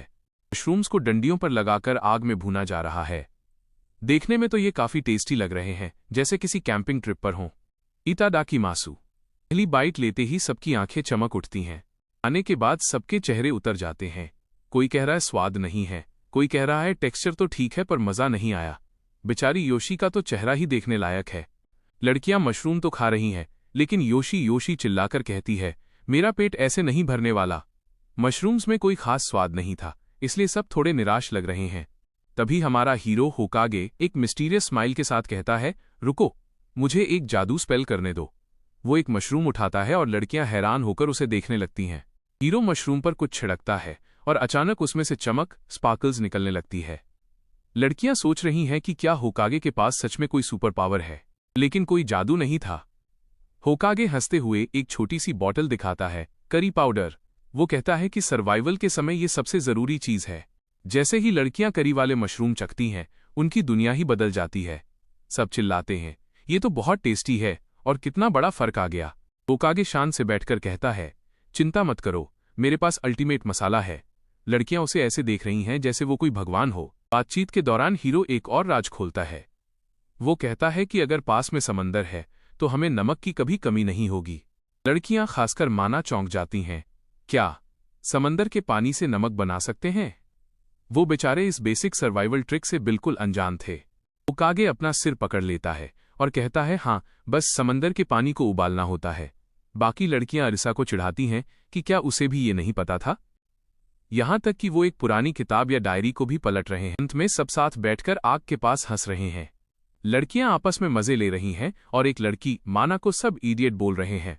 माहौल थोड़ा रिलैक्स लग रहा है, पर असल में ये सब फंसे हुए हैं। अब सोने का टाइम है तो हमारा हीरो लड़का अपने बैग और कुछ किताबों से जुगाड़ू तकिया बना रहा है। उसका कहना है कि भाई, पत्थर पे सिर रख के कौन सोएगा। हीरो आगे कहता है कि अगर हमें टाइम मिला तो हम जमीन पर पत्ते बिछाकर मुशिरो, एक तरह की घास की चटाई जैसा बिस्तर बना सकते हैं। लेकिन एक लड़की कहती है, भाई ये पत्थर ही काफी ठंडे और अच्छे हैं। हीरो थक गया है और कहता है, चलो अब सो जाते हैं ताकि कल के लिए एनर्जी रहे। वो लेट जाता है, पर लड़कियों के अपने ही अलग मसले शुरू हो जाते हैं। तभी एक लड़की माना अपनी शर्ट ढीली करके कहती है कि उसे बहुत पसीना आ रहा है और उसकी बॉडी काफी स्टिकी हो गई है। भाई, सर्वाइवल मोड में भी हाइजीन जरूरी है। दूसरी लड़की के पास स्वेट वाइप्स, पसीना पोंछने वाले गीले कपड़े का पैकेट निकलता है। वो कहती हैं कि सोने से पहले खुद को थोड़ा साफ कर लेते हैं। लड़का हीरो गुफा के एक काले कोने की तरफ इशारा करके कहता है कि तुम लोग वहां अंदर जाकर सफाई कर लो, वहां इतना अंधेरा है कि मुझे कुछ दिखाई नहीं देगा। फुल जेंटलमैन बनने की कोशिश। लड़कियां गुफा के अंदर जाने लगती हैं और हीरो को कड़ी चेतावनी देती हैं, खबरदार जो झांकने की कोशिश की। लड़का भी बेचारा शरीफ बन के बैठा है। जैसे ही लड़कियां वाइप्स इस्तेमाल कर लेती हैं, हीरो कहता है, सुनो, उन इस्तेमाल किए हुए कपड़ों को फेंकना मत। बस फिर क्या था, लड़कियों का दिमाग घूम गया। लड़कियां उस पर चिल्लाने लगती हैं, तुम पक्का इसे बाद में सूंघने वाले हो, कितने गंदे हो तुम। हीरो बेचारा सफाई देता रह जाता है कि अरे भाई, इस सिचुएशन में कपड़ा कीमती है, उसे दोबारा इस्तेमाल करेंगे। लेकिन लड़कियां उसे हेंटाई ठरकी बोलने से बाज नहीं आती। कहानी शुरू होती है हमारे हीरो से, जो एक बहुत ही थका देने वाले दिन के बाद डेड टायर्ड महसूस कर रहा है। वो बस चैन की नींद सोना चाहता है। रात का समय है और ये सब एक गुफा में ठहरे हुए हैं। बाहर तारों भरा आसमान है और हीरो खुद को तसल्ली देता है कि चलो, आज का मुश्किल दिन तो कट गया। सूरज की पहली किरण गुफा में आती है और हीरो की नींद खुलती है। लेकिन जैसे ही उसकी आंख खुलती है, उसे कुछ अजीब महसूस होता है। हीरो देखता है कि उसकी बगल में अरीसा सोई हुई है। सिर्फ सोई नहीं है, बल्कि उसने हीरो को कसकर पकड़ रखा है। हीरो के तो होश ही उड़ जाते हैं। अरीसा मैडम तो घोड़े बेचकर सो रही हैं। वो नींद में बड़बड़ा रही है, अ ह्यूज कैच टिल्ड, जैसे उसने कोई बड़ा शिकार पकड़ लिया हो। अरीसा नींद में हीरो के काफी करीब आ जाती है। हीरो का चेहरा शर्म से लाल लश हो जाता है और उसे समझ नहीं आता कि वो क्या करे। हीरो आसपास देखता है और पाता है कि बाकी सब लोग अभी भी सो रहे हैं। उसे डर लगता है कि अगर किसी ने हमें इस हालत में देख लिया तो बहुत बड़ी गलतफहमी, मिसअंडरस्टैंडिंग हो जाएगी। हीरो धीरे से अरीसा की पकड़ से आजाद होने की कोशिश करता है। Let's try to break free. वो नहीं चाहता कि अरीसा की नींद खुले या कोई और जाग जाए। अरीसा नींद में भी बहुत क्यूट लग रही है और उसे बिल्कुल अंदाजा नहीं है कि वो हीरो के लिए कितनी बड़ी मुसीबत खड़ी कर रही है। हीरो किसी तरह इस की कोशिश करता है। क्या वो बिना किसी को जगाए बच पाए? जैसे ही हीरो बचने की कोशिश करता है, अरीसा नींद में उसे और भी जोर से जकड़ लेती है। उसे लगता है जैसे वो कोई बड़ा सॉफ्ट पिलो पकड़े हुए है। बेचारा हीरो, एक तरफ अरीसा की क्यूटनेस और दूसरी तरफ पकड़े जाने का डर। उसके माथे पर पसीने की बूंदें साफ देखी जा सकती हैं। अरीसा नींद में कुछ अजीब आवाजें निकाल रही है। Got it tilde. ऐसा लग रहा है जैसे वो सपने में कोई मछली पकड़ रही है या कोई गेम खेल रही है। एक लड़की उसके ऊपर गिर गई है और उसे सांस लेने में भी दिक्कत हो रही है। वो बस इतना कह पा रहा है, आई कांट ब्रीथ। अचानक क्या की आवाज आती है। लड़की अरीसा झटके से खड़ी होती है और उसे महसूस होता है कि वो किसी के ऊपर सो रही थी। यहां माहौल काफी गर्मागर्म और शर्मिंदगी भरा हो गया है। अब एंट्री होती है बाकी सहेलियों की। अरीसा रोते हुए अपनी सहेली माना के गले लग जाती है और चिल्लाती है, I've been molested। मेरा शोषण हुआ है। बेचारे हीरो की तो शामत आ गई। हीरो पसीने पसीने होकर चिल्ला रहा है, इट्स अ मिसअंडरस्टैंडिंग। ये एक गलतफहमी है। लेकिन लड़कियां उसे ऐसी नजरों से देख रही हैं जैसे वो दुनिया का सबसे बड़ा गुनहगार हो। आता है कहानी में ट्विस्ट। हीरो घुटनों के बल बैठकर समझाता है कि वो तो अपनी जगह से हिला तक नहीं। वो किताबों के ढेर की तरफ इशारा करता है जहां अरीसा असल में सो रही थी। ना सफेद बालों वाली लड़की समझदार निकलती है। वो कहती है, दैट मेक्स सेंस। उसे समझ आता है कि अरीसा नींद में चलते हुए खुद हीरो के पास आई थी। वो पूछती है, क्या उसने तुम्हें छुआ? अरीसा अब सोच में पड़ जाती है। उसे याद करने की कोशिश करते हुए दिखाया गया है कि आखिर हुआ क्या था। उसके चेहरे पर हाँ और वाले एक्सप्रेशन हैं। आखिरकार अरीसा को अपनी गलती का एहसास होता है। वो लाल टमाटर जैसी होकर हीरो से माफी मांगती है। आई एम सॉरी, ये एक गलत फहमी थी। की जान में जान आती है। वो मुस्कुराते हुए कहता है, I am glad you're convinced. चलो शुक्र है तुम्हें यकीन तो आया। उसकी इज्जत बाल बाल बच गई। में अरीसा फिर से अपने चुलबुले अंदाज में आ जाती है और कहती है, I found a delicious deer. मैंने एक स्वादिष्ट हिरण खोज लिया। सहेलियां हंस रही हैं और मामला रफा दफा हो जाता है। बीच वाली लड़की बड़े ही गर्व से बता रही है, हाँ, मुझे एक बहुत ही स्वादिष्ट हिरण डियर मिला। बाकी लड़कियां हैरान और थोड़ी परेशान हैं क्योंकि उन्हें जंगली जानवरों का शिकार करके गुजारा करना पड़ रहा है। एक लड़की सहानुभूति दिखाते हुए कहती है, वो पक्का। लड़कियां होकागे को चिढ़ा रही हैं। एक लड़की नोटिस करती है कि होकागे कुछ अजीब सा, शायद थोड़ा रोमांस या कुछ अच्छा सोच रहा है और कहती है, क्या होकागे को अभी कुछ अच्छा महसूस हुआ? दूसरी लड़की उसे सीधा एकी ठरकी बोल देती है। बेचारा होकागे शर्म से लाल हो जाता है और कहता है, बस बहुत हुआ, ऐसा कुछ नहीं है। वो मन में सोच रहा है, अगर ऐसे ही चलता रहा तो सब ठीक हो जाएगा। पीछे लड़कियां आपस में मजाक कर रही हैं। एक लड़की कहती है, मुझे मेरे प्यारे सपने वापस दो। दूसरी हंसते हुए कहती है, सॉरी, वो तो नामुमकिन है। असल में सुबह शायद उन्हें बड़े ही अजीब तरीके से जगाया गया था, जिसे वो एक्सट्रीम मॉर्निंग कॉल कह रही हैं। सीन की शुरुआत होती है एक भारी भरकम गोचिसु समा खाना खाने के बाद का शुक्रिया के साथ। पेट भर चुका है, और तो भाई आज का प्लान क्या है? हमारा हीरो बड़े टशन में उंगली उठाकर कहता है, आज हम पत्थर रॉक्स जमा करेंगे। इनकी लड़कियां हैरान। वो कहती हैं, भाई पत्थर तो हर जगह पड़े हैं, इसमें नया क्या है? उनका करेगा क्या? हीरो के पास एक ही जवाब है, सस्पेंस है, देखते जाओ। करिन से कहता है, करिन, तुझे पता है ना मैं क्या करने वाला हूं? करिन भी समझदार है। वो कहती है, हाँ, थोड़ा थोड़ा अंदाजा है, मैं लकड़ी वुड का इंतजाम करती हूं। करिन नाम की दूसरी लड़की से पूछ रही है, क्या तुम्हें पता है मैं क्या करने वाली हूं? इस पर कारिन थोड़ा झिझकते हुए जवाब देती है, किंडा, यानी शायद थोड़ा बहुत। खड़ा है, वो काफी हैरान और कंफ्यूज लग रहा है। फिर कहता है, तारांकन मैं वो कर दूंगा, तुम्हें लकड़ी वुड की भी जरूरत है ना? हीरो करीन से कहता है कि उसे कुछ खास करना है। करीन समझ जाती है और काम के लिए तैयार हो जाती है। सबको उनके टैलेंट के हिसाब से काम देता है। वो एरी को लकड़ी वुड इकट्ठा करने की जिम्मेदारी देता है। एरी बहुत जोश में है और कहती है, ये मुझ पर छोड़ दो। अगला नंबर आता है माना का। होकागे उसे राशन या खाने पीने का सामान प्रोविजंस ढूंढने के लिए कहता है। माना भी पूरी तरह तैयार है और अपनी सहेली रीता की मदद लेने की बात करती है। इसी बीच अरिसा नाम की लड़की बहुत एक्साइटेड होकर कहती है कि उसने फैसला कर लिया है, वो मछली पकड़ेगी, फिशिंग। उसे लगता है कि वो बहुत सारी मछलियां पकड़ लेगी। होकागे अरिसा की बात सुनकर थोड़ा मजाक उड़ाता है। वो कहता है कि मछली पकड़ना अभी लो प्रायोरिटी, कम जरूरी है। अरिसा चिढ़ जाती है क्योंकि होकागे को लगता है कि वो एक भी मछली नहीं पकड़ पाएगी। आगे कहता है कि अरिसा का हाल एक बोजू, जापानी शब्द जिसका मतलब है गंजा या साधु जैसा होगा। अरिसा गुस्से में चिल्लाती है, मैं गंजी नहीं हूं। असल में होकागे का मतलब था कि वो खाली हाथ बगैर मछली के वापस आएगी। एरी उससे पूछती है कि वो खुद क्या करेगा। होकागे के पास बहुत सारे काम हैं, लेकिन उसका सबसे बड़ा प्लान सबको चौंका देने वाला है। होकागे तय करता है कि वो जोमोन पीरियड के स्टाइल में मिट्टी के बर्तन अर्थनवेयर बनाएगा। बाकी लड़कियां हैरान हैं कि क्या हम आदिवासियों की तरह रहने वाले हैं। होकागे पूरी प्रोसेस समझाता है। स्टेप 1, मिट्टी से शेप बनाना। स्टेप 2, उसे आग के पास रखकर पकाना। स्टेप 3, बर्तन के अंदर कोयला डालना। स्टेप 4, और बस आपका मजबूत बर्तन तैयार। होकागे एक जिम्मेदार लीडर की तरह अपनी टीम को समझाता है कि उन्हें अपनी खोज सर्च सिर्फ नदी तक ही सीमित रखनी है। वो साफ हिदायत देता है कि अगर कोई जंगली जानवर दिखे तो बहादुरी दिखाने के बजाय सीधे गुफा केव की तरफ भागना है। पूरी टीम एक साथ रॉजर चिल्लाती है। सब अपनी अपनी ड्यूटी निभाने के लिए तैयार हैं और इसी के साथ उनका आइलैंड पर रहने का पहला बड़ा मिशन शुरू होता है। अरिसा बड़े गर्व के साथ वापस आती है और कहती है, मैं मिट्टी क्ले ले आई। होकागे थोड़ा हैरान होता है और उससे पूछता है कि क्या उसके बैग का गंदा होना ठीक है। अरिसा बड़ी बिंदास है और कहती है कि वो उसे नदी में धो लेगी। अरिसा अपने बैग में ढेर सारी गीली मिट्टी भरकर लाई है। वो योइशो कहते हुए मिट्टी का भारी ढेर नीचे गिराती है। ये मिट्टी उनके प्राचीन बर्तन बनाने के काम आने वाली है। होकागे सबको बताता है कि आज वे सच में महसूस करेंगे कि पेलियोलिथ और जोमोन पीरियड में इंसान कैसे रहते थे। उनका मकसद सिर्फ जिंदा रहना नहीं, बल्कि पुरानी तकनीकों को फिर से जीना है। होकागे खाली नहीं बैठा था। उसने अपने सर्वाइवल किट में मौजूद धागे और सुई, थ्रेड एंड नीडल का इस्तेमाल करके एक काम चलाऊ फिशिंग रॉड तैयार कर ली है। अरिसा ये देखकर दंग रह जाती है और तुरंत मछली पकड़ने के लिए उतावली हो जाती है। अरिसा इंतजार करने के मूड में बिल्कुल नहीं है। वो रॉड छीनती है और चिल्लाती है, मैं और इंतजार नहीं कर सकती।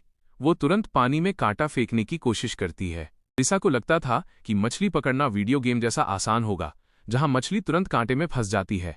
लेकिन यहां पानी में मछलियां तो हैं, पर वे अरिसा के खाली कांटे के पास भी नहीं फटक रहीं। होकागे शांति से उसे बताता है कि तुम्हें कांटे में चारा बेट लगाना पड़ेगा। जैसे ही वो अरिसा की तरफ एक रेंगता हुआ केंचुआ अर्थवर्म बढ़ाता है, अरिसा की चीख निकल जाती है, उगे केंचुए को देखकर अरिसा की हालत खराब हो जाती है और वो वाह चिल्लाने लगती है। होकागे मजे लेते हुए पूछता है, क्या तुम हार मान रही हो? लेकिन अरिसा अपनी जिद पर अड़ी है और कहती है, नहीं, मैं ये कर सकती हूं। बड़े ही सुकून से मिट्टी के बर्तन अर्थनवेयर बनाने में लगा है। वहीं दूसरी तरफ हमारी हीरोइन अरिसा बोर हो रही है और मछली पकड़ने की कोशिश कर रही है। काफी देर इंतजार करने के बाद अचानक अरिसा की फिशिंग रॉड जोर से मुड़ती है। उसे लगता है कि उसकी किस्मत चमक गई है और कोई बड़ी मछली जाल में फंस गई है। वो खुशी के मारे चिल्लाने लगती है। मछली इतनी भारी है कि आरिसा उसे खींच नहीं पा रही। बिना रील वाली रॉड होने की वजह से उसे अपनी पूरी ताकत लगानी पड़ती है। पीछे से हमारा हीरो उसे टोकता भी है कि जरा संभल कर। आरिसा अपना बैलेंस खो देती है। मछली को खींचने के चक्कर में वो पीछे की तरफ गिरने लगती है, जहां पानी और पत्थर हैं। आरिसा को गिरते देख हीरो उसे बचाने के लिए लपकता है, लेकिन हड़बड़ी में और गलत टाइमिंग की वजह से उसका हाथ आरिसा को बचाने के बजाय ऐसी जगह लग जाता है जहां उसे नहीं लगना चाहिए था। हीरो आरिसा को पकड़ने की कोशिश करता है, लेकिन वो गलती से उसकी स्कर्ट के अंदर से उसे पकड़ लेता है। यहां शुरू होता है कहानी का असली फैन सर्विस और एकी ड्रामा। आरिसा एकदम से शर्म से लाल पीली हो जाती है। वो चिल्लाने लगती है, मुझे गले मत लगाओ, और ये तो सेक्सुअल हैरासमेंट है।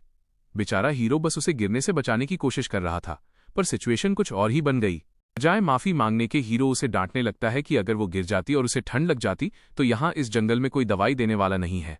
वो उसे बस सुरक्षित रखना चाहता था। आखिरकार दोनों पत्थरों पर गिरते हैं, लेकिन उनकी पोजीशन बहुत ही अजीब होती है।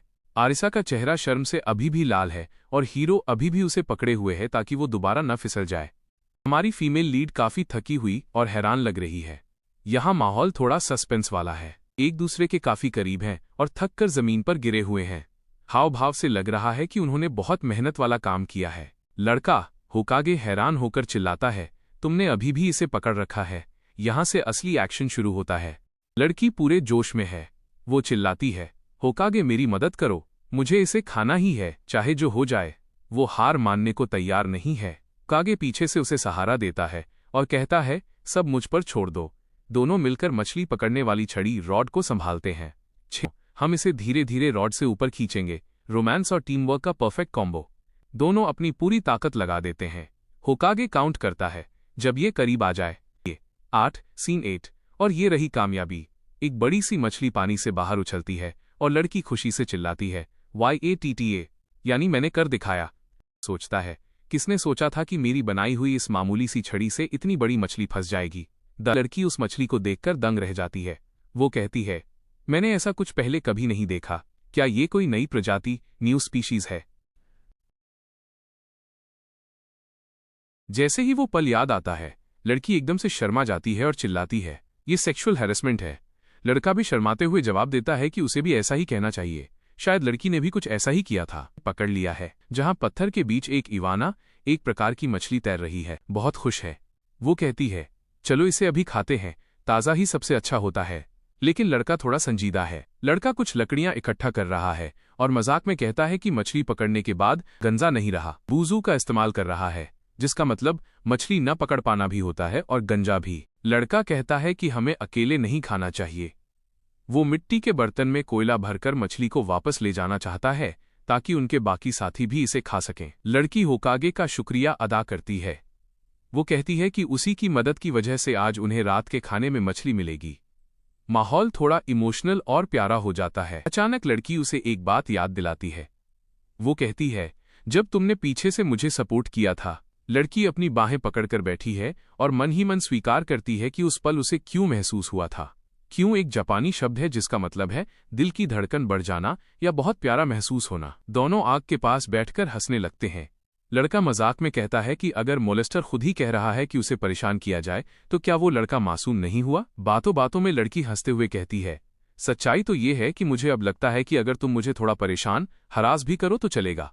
ये सुनकर लड़का थोड़ा हैरान और असहज हो जाता है। अरिसा और होकागे नदी के किनारे बैठकर बातें कर रहे हैं। अरिसा कहती है कि शायद एक दिन वो वापस अपनी असली दुनिया में लौट जाएंगे। वो होकागे से वादा लेती है कि जब ऐसा होगा तो वो दोनों एक रियाजू डेट, एक नॉर्मल कपल डेट पर जाएंगे। होकागे मुस्कुराते हुए उसे नॉर्मी कहता है। वो दोनों एक दूसरे से वादा करते हैं कि वे वापस लौटकर साथ में वक्त बिताएंगे। काफी खुश और थोड़ी शर्माई हुई दिख रही है। वो अपने साथी से कहती है, शानदार या खुशहाल कपल जैसी डेट मनाते हैं, क्या ख्याल है? उसका साथी मुस्कुराते हुए सहमत हो जाता है और कहता है, हाँ। लड़की खुशी से उछल पड़ती है और कहती है, ये एक वादा रहा। दोनों नदी किनारे पत्थरों पर बैठकर हंसी मजाक कर रहे हैं। वे एक बड़ी मछली को देखकर हैरान हैं जो आग पर पकाई जा रही है। एक लड़की पूछती है, क्या अरीसा ने इसे पकड़ा है? बाकी लड़कियां इस पर यकीन नहीं कर पा रही हैं। अरीसा गर्व से अपना सीना चौड़ा करके कहती है, हाँ, मैंने ही इसे पकड़ा है। हालांकि वो थोड़ा श्रेय अपने साथी को भी देती है और कहती है कि होकागे ने भी थोड़ी मदद की थी। लड़कियां खाने की तैयारी कर रही हैं। एक लड़की पूछती है, बर्तन कहाँ है? होकागे मुख्य लड़का जवाब देता है कि खाना अभी पक रहा है और वे सब मिलकर अपना अपना काम कर रहे हैं। एक लड़की पूछती है, क्या इतना काफी है? होकागे मुस्कुराते हुए कहता है, हाँ, ये पर्याप्त है। अचानक माहौल थोड़ा गंभीर हो जाता है। होकागे एक मशरूम को ध्यान से देखता है और कहता है, लेकिन इसमें जहरीले मशरूम मिले हुए हैं। ये सुनकर पीछे खड़ी लड़की के होश उड़ जाते हैं। लड़कियां डर जाती हैं और पूछती हैं, क्या तुम इसे फेंकने वाले हो? होकागे आत्मविश्वास के साथ कहता है, नहीं, मैं इसका इस्तेमाल एक ताबीज तालिस्मैन की तरह करूंगा। लड़कियां इस अजीब बात को सुनकर दंग रह जाती हैं। मशरूमों को एक रस्सी में बांध रहा है।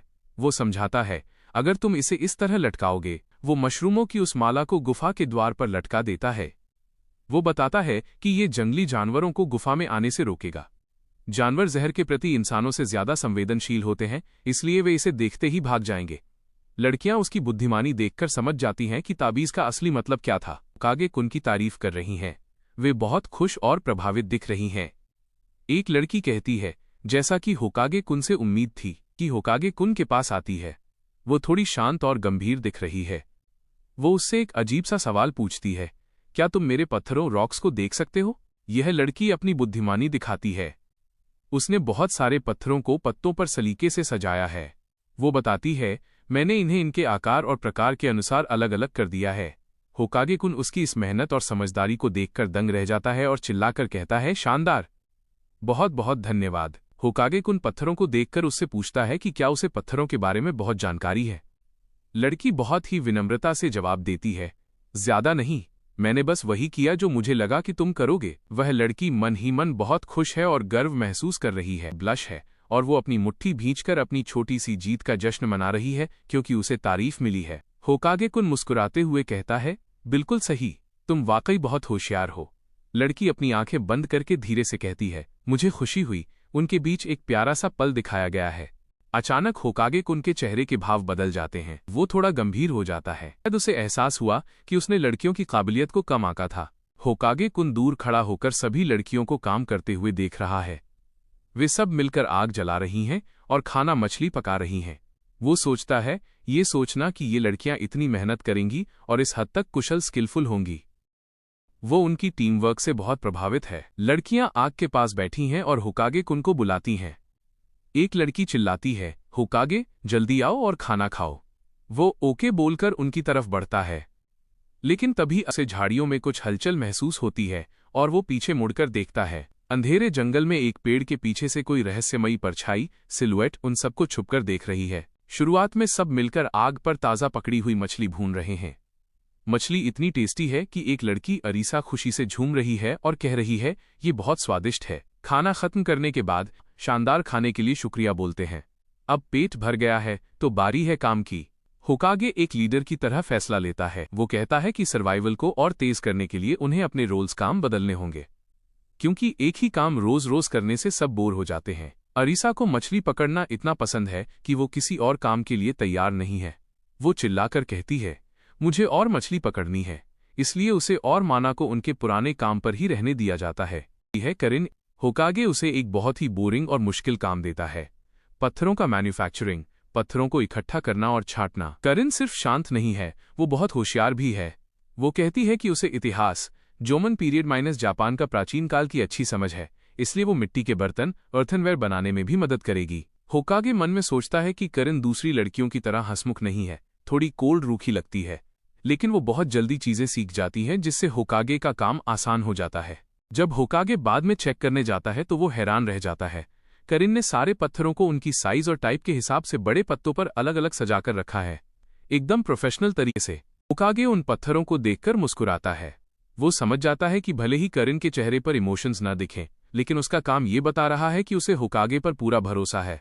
अब वे इन पत्थरों से स्टोन टूल्स, पत्थर के औजार बनाएंगे। होकागे अब काम पर लग गया है। करिन के लाए हुए पत्थरों को देखकर वो बहुत खुश है। वो एक बड़े पत्थर को दूसरे पत्थर से मार मार कर उसे धारदार, शार्प बनाने की कोशिश कर रहा है। ये एकदम पुराने जमाने के इंसानों वाली तकनीक है। करिन को एक बहुत ही खास पत्थर मिलता है जिसे ऑब्सीडियन कहते हैं। होकागे बताता है कि ये पत्थर कांच की तरह तेज होता है और इससे बेहतरीन शिकार के औजार बनाए जा सकते हैं। होकागे अकेले ही घंटों पत्थरों को घिसता रहता है। उसे पता है कि इस आइलैंड पर जिंदा रहने के लिए सिर्फ फल और मछली काफी नहीं है। उन्हें जंगली जानवरों से बचने के लिए हथियारों की जरूरत है। पत्थर का चाकू। काफी मेहनत के बाद होकागे पहला स्टोन नाइफ तैयार कर लेता है। ये भले ही दिखने में साधारण हो, लेकिन ये लकड़ी काटने और खाल उतारने के काम आ सकता है। तभी अरीसा और माना वापस आती हैं। वे होकागे की मेहनत देखकर दंग रह जाती हैं। उन्हें यकीन नहीं होता कि सिर्फ पत्थरों को टकराकर इतने काम की चीज बनाई जा सकती है। अब बारी है रसोई को अपग्रेड करने की। करिन अपनी हिस्टोरिकल नॉलेज का इस्तेमाल करते हुए मिट्टी के बर्तन अर्थनवेयर बनाने का आइडिया देती है। अब उन्हें पानी स्टोर करने के लिए बर्तन मिल सकेंगे। बर्तन बनाने के लिए सिर्फ मिट्टी काफी नहीं है, उसे पकाना भी पड़ेगा। टीम मिलकर एक बड़ा गड्ढा खोदती है जिसे वे एक भट्टी की तरह इस्तेमाल करेंगे। कोई मिट्टी ला रहा है, कोई लकड़ियां इकट्ठा कर रहा है, तो कोई आग की निगरानी कर रहा है। धीरे धीरे ये ग्रुप अब एक परिवार की तरह काम करने लगा है। काम के बीच में होकागे को एहसास होता है कि वे इस आइलैंड पर अकेले नहीं हो सकते। उसे जंगल की गहराई से कुछ अजीब आवाजें सुनाई देती हैं, जिससे माहौल थोड़ा गंभीर हो जाता है। होकागे तय करता है कि कल वे जंगल के और अंदर जाएंगे ताकि रहने के लिए कोई बेहतर जगह या गुफा ढूंढ सकें। वीडियो शुरू होता है एक क्यूट लड़की से जो पत्थर इकट्ठा कर रही है। वो कहती है कि उसे अपनी किसी सहेली को थैंक्स बोलना है क्योंकि पत्थर जुटाना सबसे मुश्किल काम है। तभी वहां हमारा हीरो आता है जो काफी नर्वस है। वो लड़की के पास बैठा है और उसकी हालत खराब हो रही है क्योंकि वो लड़की के काफी करीब है। लड़की उसे नोटिस करती है और थोड़ा झुकती है। हीरो एकदम पसीने पसीने हो जाता है और उसकी तरफ देख भी नहीं पाता। लड़की बिल्कुल हीरो के सामने बैठ जाती है। उसकी खूबसूरती और मौजूदगी हीरो का दिमाग सुन कर देती है। वो बस वाली हालत में उसे देखता रह जाता है। हीरो की नर्वसनेस देखकर धीरे से मुस्कुराती है। फूफू। हीरो और भी ज्यादा चौंक जाता है कि आखिर उसके मन में चल क्या रहा है। कि सीधे हीरो पर वार करती है और कहती है, तुम अभी से ऐसे एक्साइटेड नर्वस हो गए सिर्फ मुझे देखकर ही। हीरो पूरी तरह से एक्सपोज हो चुका है। अपनी इज्जत बचाने के लिए कहता है, इसमें मेरी क्या गलती, मैं एक लड़का हूं तो ऐसा होना लाजमी है। और साथ ही वो कल की एक बात याद करने लगता है। इमेज को भी अचानक कल की वो खास घटना याद आ जाती है। उसका चेहरा एकदम लाल हो जाता है और वो शर्म के मारे पानी पानी होने लगती है। इमेज में दिखता है कि कल हीरो ने गलती से उसे कुछ ज्यादा ही करीब से या किसी अजीब एंगल से देख लिया था। दोनों ही इस याद से बहुत ज्यादा ऑकवर्ड महसूस कर रहे हैं। अचानक अपनी शर्म को साइड में रखकर हीरो के कान के पास आती है और एकदम बोल्ड होकर पूछती है, क्या मैं तुम्हारे लिए वो फिर से करूं? जैसे ही लड़की पूछती है, क्या मैं फिर से करूं, हीरो के होश उड़ जाते हैं। वो हकलाते हुए कहता है, तुम क्या कह रही हो? लड़की उसे डराते हुए कहती है, चिल्लाओ मत वरना कोई सुन लेगा। हीरो इतना डर गया है कि पसीने से भीग चुका है।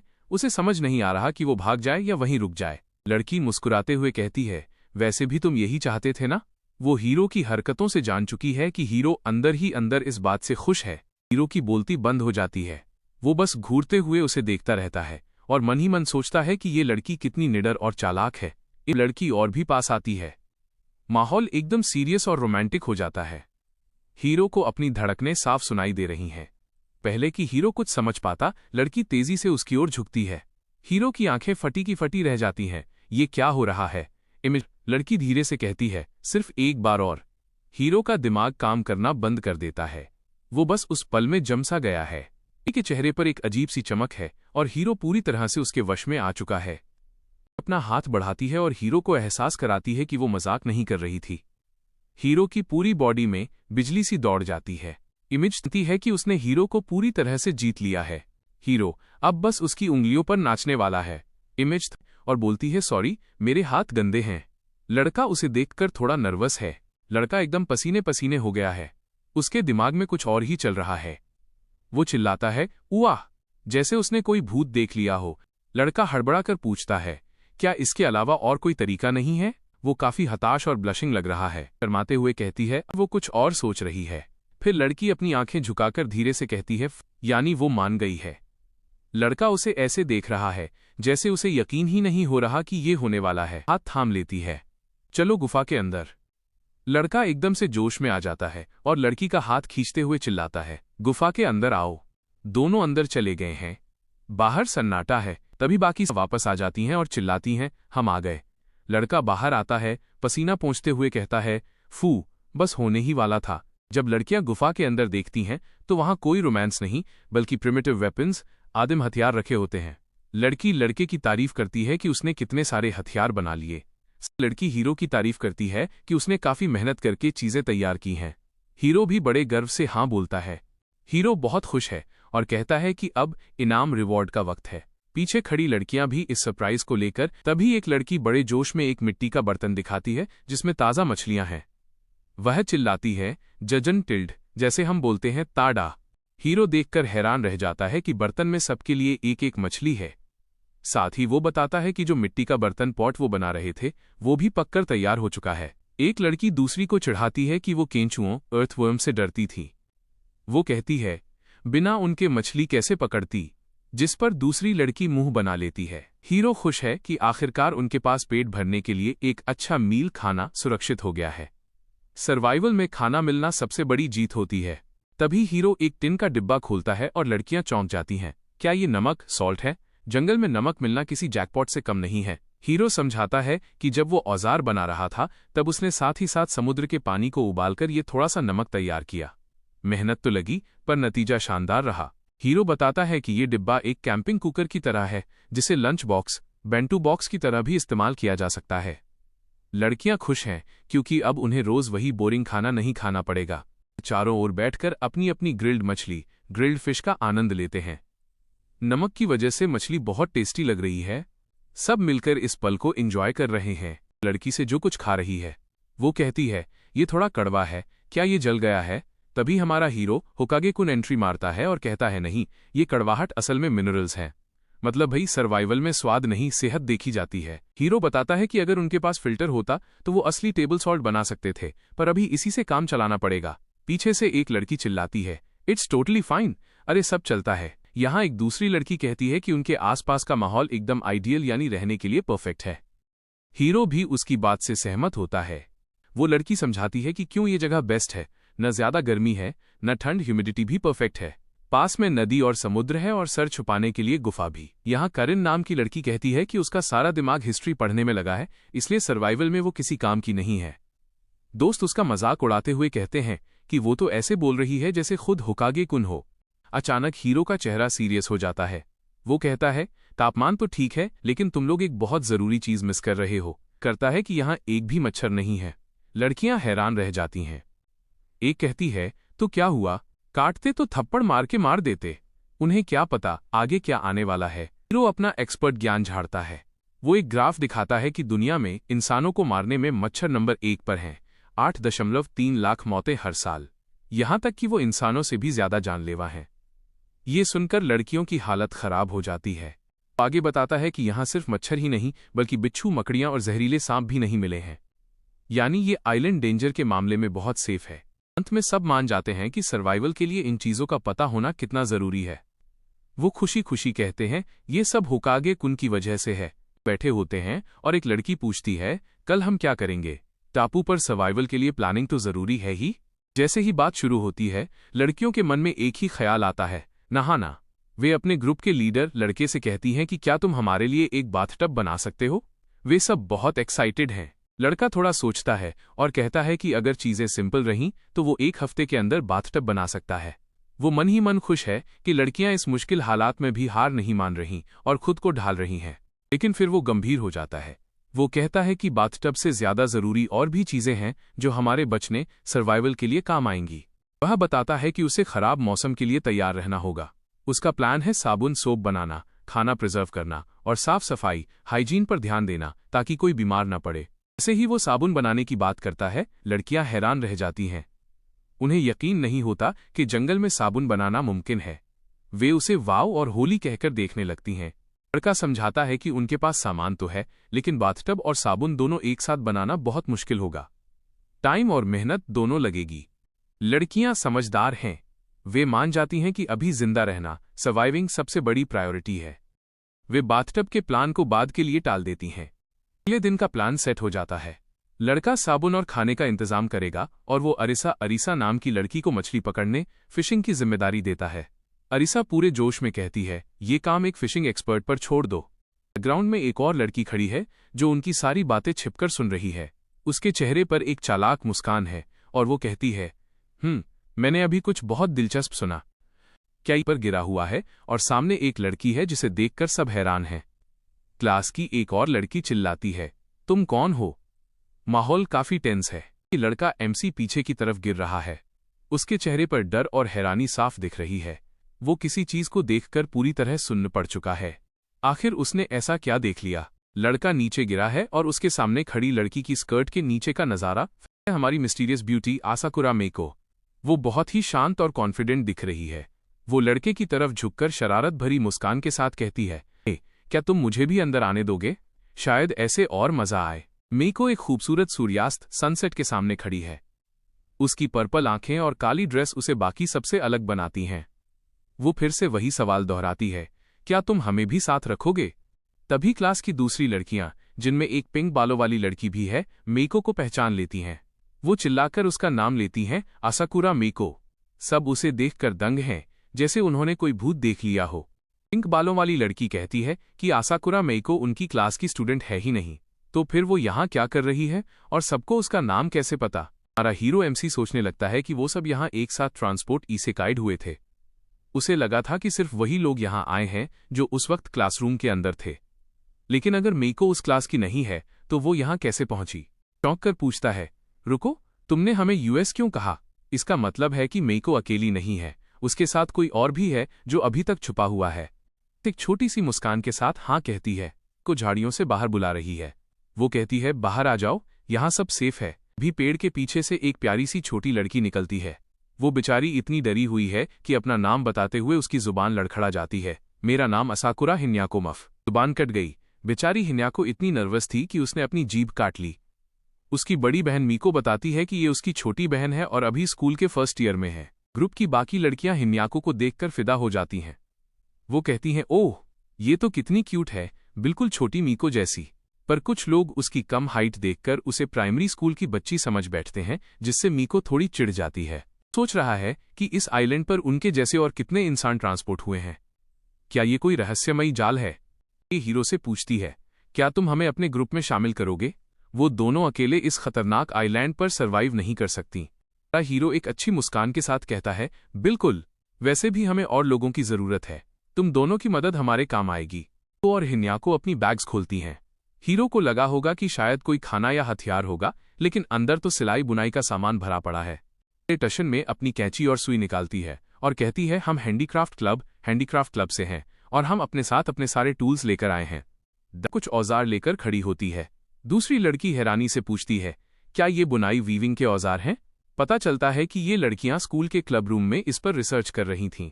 लड़की बड़े गर्व से बताती है कि भले ही वो अभी सीख ही रहे हैं, पर उन्होंने बेसिक्स में महारत हासिल कर ली है, यानी वो अब कपड़े बनाने के लिए तैयार हैं। तभी बीच में हीरो लड़का एंट्री मारता है और कहता है, तुम लोग तो साधारण कपड़े, सिंपल क्लोथ्स भी बना सकती हो। ये सुनकर बाकी लड़कियां ऐसे शौक में आती हैं जैसे उन्होंने सिंपल शब्द पहली बार सुना हो। लड़का समझाता है कि जापान के यायोई पीरियड में ऐसे कपड़े आम थे, बस एक कपड़े का टुकड़ा जिसमें दोनों तरफ छेद हों। वो इसे बच्चों का खेल बताता है। बेचारी लड़कियां सोच रही हैं, ये इतना आसान भी नहीं है भाई। जैसे ही बाकी लड़कियों को पता चलता है कि ये टीम कपड़े बना सकती है, वो अपनी फरमाइशें लेकर आ जाती हैं। क्या तुम कपड़े बना सकती हो? हमारे लिए फ्यूटन बिस्तर भी बना दो। लड़कियां कहती हैं कि वो खुश हैं कि आखिरकार वो इन बहनों से नॉर्मल तरीके से बात कर पा रही हैं। बड़ी बहन थोड़ी शर्मीली है, लेकिन वो कहती है कि उसकी छोटी बहन उससे भी ज्यादा शर्मीली है, इसलिए उसे अपनी बहन के लिए हिम्मत दिखानी होगी। लड़की का ध्यान कहीं और जाता है और वो चिल्लाती है, 1 मिनट रुको। माहौल अचानक गंभीर हो जाता है। वो लड़की एक पहाड़ की तरफ इशारा करती है जहां से धुआं निकल रहा है। वो पूछती है, तुम लोग कल से यहां हो, क्या तुमने पिछले 1.5 दिन से किसी को नहीं देखा? सुमेरागी कुन और उसकी गैंग को भी नहीं? लड़की हैरान होकर कहती है कि नॉर्मली किसी को भी अगर मदद चाहिए होती तो वो सबसे पहले उस सिग्नल फायर धुएं के संकेत की तरफ भागता। तो फिर ये लोग यहाँ अलग थलग क्या कर रहे हैं? से कहती है कि वो और उसके साथी सुबह से ही उस पर नजर रख रहे थे। लड़का हैरानी से पूछता है, कल के बारे में क्या? उसे शक है कि ये लोग सिर्फ आज से नहीं बल्कि कल से ही कुछ कर रहे हैं। लड़की बताती है कि जब उनकी आंख खुली तो वे उस गुफा के अंदर थे। वो लोग वहां कुछ समय तक रुके रहे। उन्हें आसमान में कहीं से धुआं स्मोक उठता हुआ दिखा। वे उस धुएं की तरफ बढ़ने लगे क्योंकि उन्हें लगा कि वहां कोई और इंसान या मदद मिल सकती है। रास्ते में उनकी मुलाकात कुछ और लोगों से हुई जो उसी धुएं की तलाश में थे। आखिरकार कल रात उन्होंने उन अजनबियों के साथ ही वक्त बिताया। जब लड़का उनसे पूछता है कि क्या तुम लोग भाग गए थे, तब लड़की थोड़ी उदास और गंभीर होकर कहती है, ठीक है, मैं तुम्हें सब कुछ सच सच बताऊंगी। शिफ्ट होता है एक बड़े कैंप की तरफ जहां एक बहुत बड़ी आग बॉनफायर जल रही है। वहां कई लड़के लकड़ियां ढो रहे हैं और सब पर नजर रख रहा है। लीडर, सुनहरे बालों वाला लड़का, सबको कमांड देता है कि ध्यान रहे, ये आग बुझनी नहीं चाहिए। माहौल से लग रहा है कि सर्वाइवल के लिए आग बहुत जरूरी है। लड़कियां चादर ओढ़े बैठी हैं। वे काफी डरी हुई और सहमी हुई लग रही हैं, मानो उन्हें अपनी सुरक्षा का डर हो। हुआ लड़का उनके पास आता है। उसके हाथ में 2 भुने हुए मांस के टुकड़े, मीट स्क्यूअर्स हैं। वो उनसे पूछता है, तुमने अभी तक कुछ नहीं खाया, है ना? वो लड़की से पूछता है, तुमने अभी तक कुछ नहीं खाया है ना? कर उससे वो खाना ले लेती है और धीमे से शुक्रिया कहती है। वो कहता है, खाने पीने की चिंता मत करो, सब ठीक हो जाएगा। वो उन्हें भरोसा दिलाता है कि रेस्क्यू टीम, बचाव दल जल्द ही आने वाली है। लड़कियां उसकी बातों में आकर राहत की सांस लेती हैं। जैसे ही लड़कियां उस पर भरोसा करने लगती हैं, लड़के का असली चेहरा सामने आता है। उसका व्यवहार अचानक दोस्ताना से डरावना और क्रीपर जैसा हो जाता है। पास जाकर कहता है, चलो एक दूसरे को बेहतर तरीके से जानते हैं, लेकिन उसके इरादे नेक नहीं हैं। लड़का अपनी असली मांग रखता है। वो कहता है कि चूंकि वो उनकी जान बचा रहा है और उन्हें खाना दे रहा है, तो बदले में लड़कियों को भी उसके लिए कुछ करना होगा। लड़कियां समझ जाती हैं कि वे एक जाल में फंस चुकी हैं। क्या ये लाजमी नहीं है वाली बात उसकी गंदी सोच को लड़कियां पूरी तरह बेबस महसूस कर रही हैं। बदल जाता है, आंखें शैतानी और इरादे खतरनाक। वो साफ कहता है कि सर्वाइवल की कीमत चुकानी होगी और बहुत घबराई हुई है, जो कड़वा सच बताती है। अब ये वो दुनिया नहीं रही जिसमें हम पहले रहा करते थे। वो कहता है कि उसे छोटी लड़की में कोई दिलचस्पी नहीं है। वो एक बड़ी लड़की, छोटी की बहन को अपनी बाहों में पकड़ने की कोशिश कर रहा है। वो उस लड़के को घूरते हुए सोचती है कि एक बार इसका काम तमाम हो जाए, फिर वो अपनी बहन को संभाल लेगी। लड़का जबरदस्ती हाथ आगे बढ़ाता है और कहता है, आओ टिल्ड। बहन समझ जाती है कि ये लड़का मदद के बहाने कुछ और ही चाहता है। का हाथ झटक देती है। वो उसे अपने पास आने से रोक देती है। मुझे हाथ मत लगाना, मैं तुम्हें अपनी छोटी बहन को छूने तक नहीं दूंगी। अब लड़का मासूम बनने का नाटक करता है। वो कहता है, अरे तुम लोग मुझे विलेन की तरह क्यों देख रही हो? क्या मैंने तुम लड़कियों को बचाया नहीं? वो जताने की कोशिश कर रहा है कि उसने उन पर एहसान किया है। देती है कि वो अब इस ग्रुप का हिस्सा नहीं रहेंगी। वो सीधे बोलती है, हमें तुम्हारी ये घिनौनी सुरक्षा, डिस्गस्टिंग प्रोटेक्शन नहीं चाहिए। वो गुस्से में चिल्लाता है, मजाक बंद करो, तुम इतनी मतलबी कैसे हो सकती हो? उसकी आवाज और चेहरा अब डरावना हो गया है। जबरदस्ती लड़की का हाथ पकड़ लेता है और उसे दबाने की कोशिश करता है। वो कहता है, तुम्हें माफ कौन करेगा? वो अब अपनी ताकत का इस्तेमाल कर रहा है ताकि उन्हें रोक सके। एक लड़का, जिसे सब अनिकी या लीडर मान रहे हैं, वो काफी सख्त लहजे में कहता है, नियम मत तोड़ो, तुम दोनों किस बात पर झगड़ रहे? अनिकी का साथी ताना मारते हुए कहता है कि ये लड़कियां इसलिए लड़ रही हैं क्योंकि इनमें से यहां से भागना चाहती है। लीडर अपनी पावर दिखाते हुए बोलता है, यहां खाने पीने की कोई कमी नहीं है, फिर तुम्हें क्या दिक्कत है?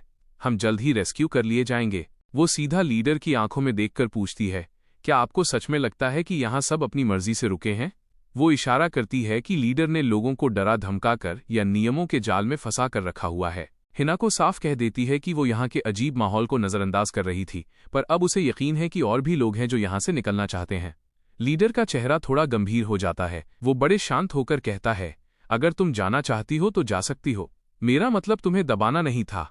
हिना को तुरंत और वहां से निकलने का फैसला करती है। जैसे ही लड़कियां जाती हैं, लाल बालों वाला लड़का भड़क जाता है।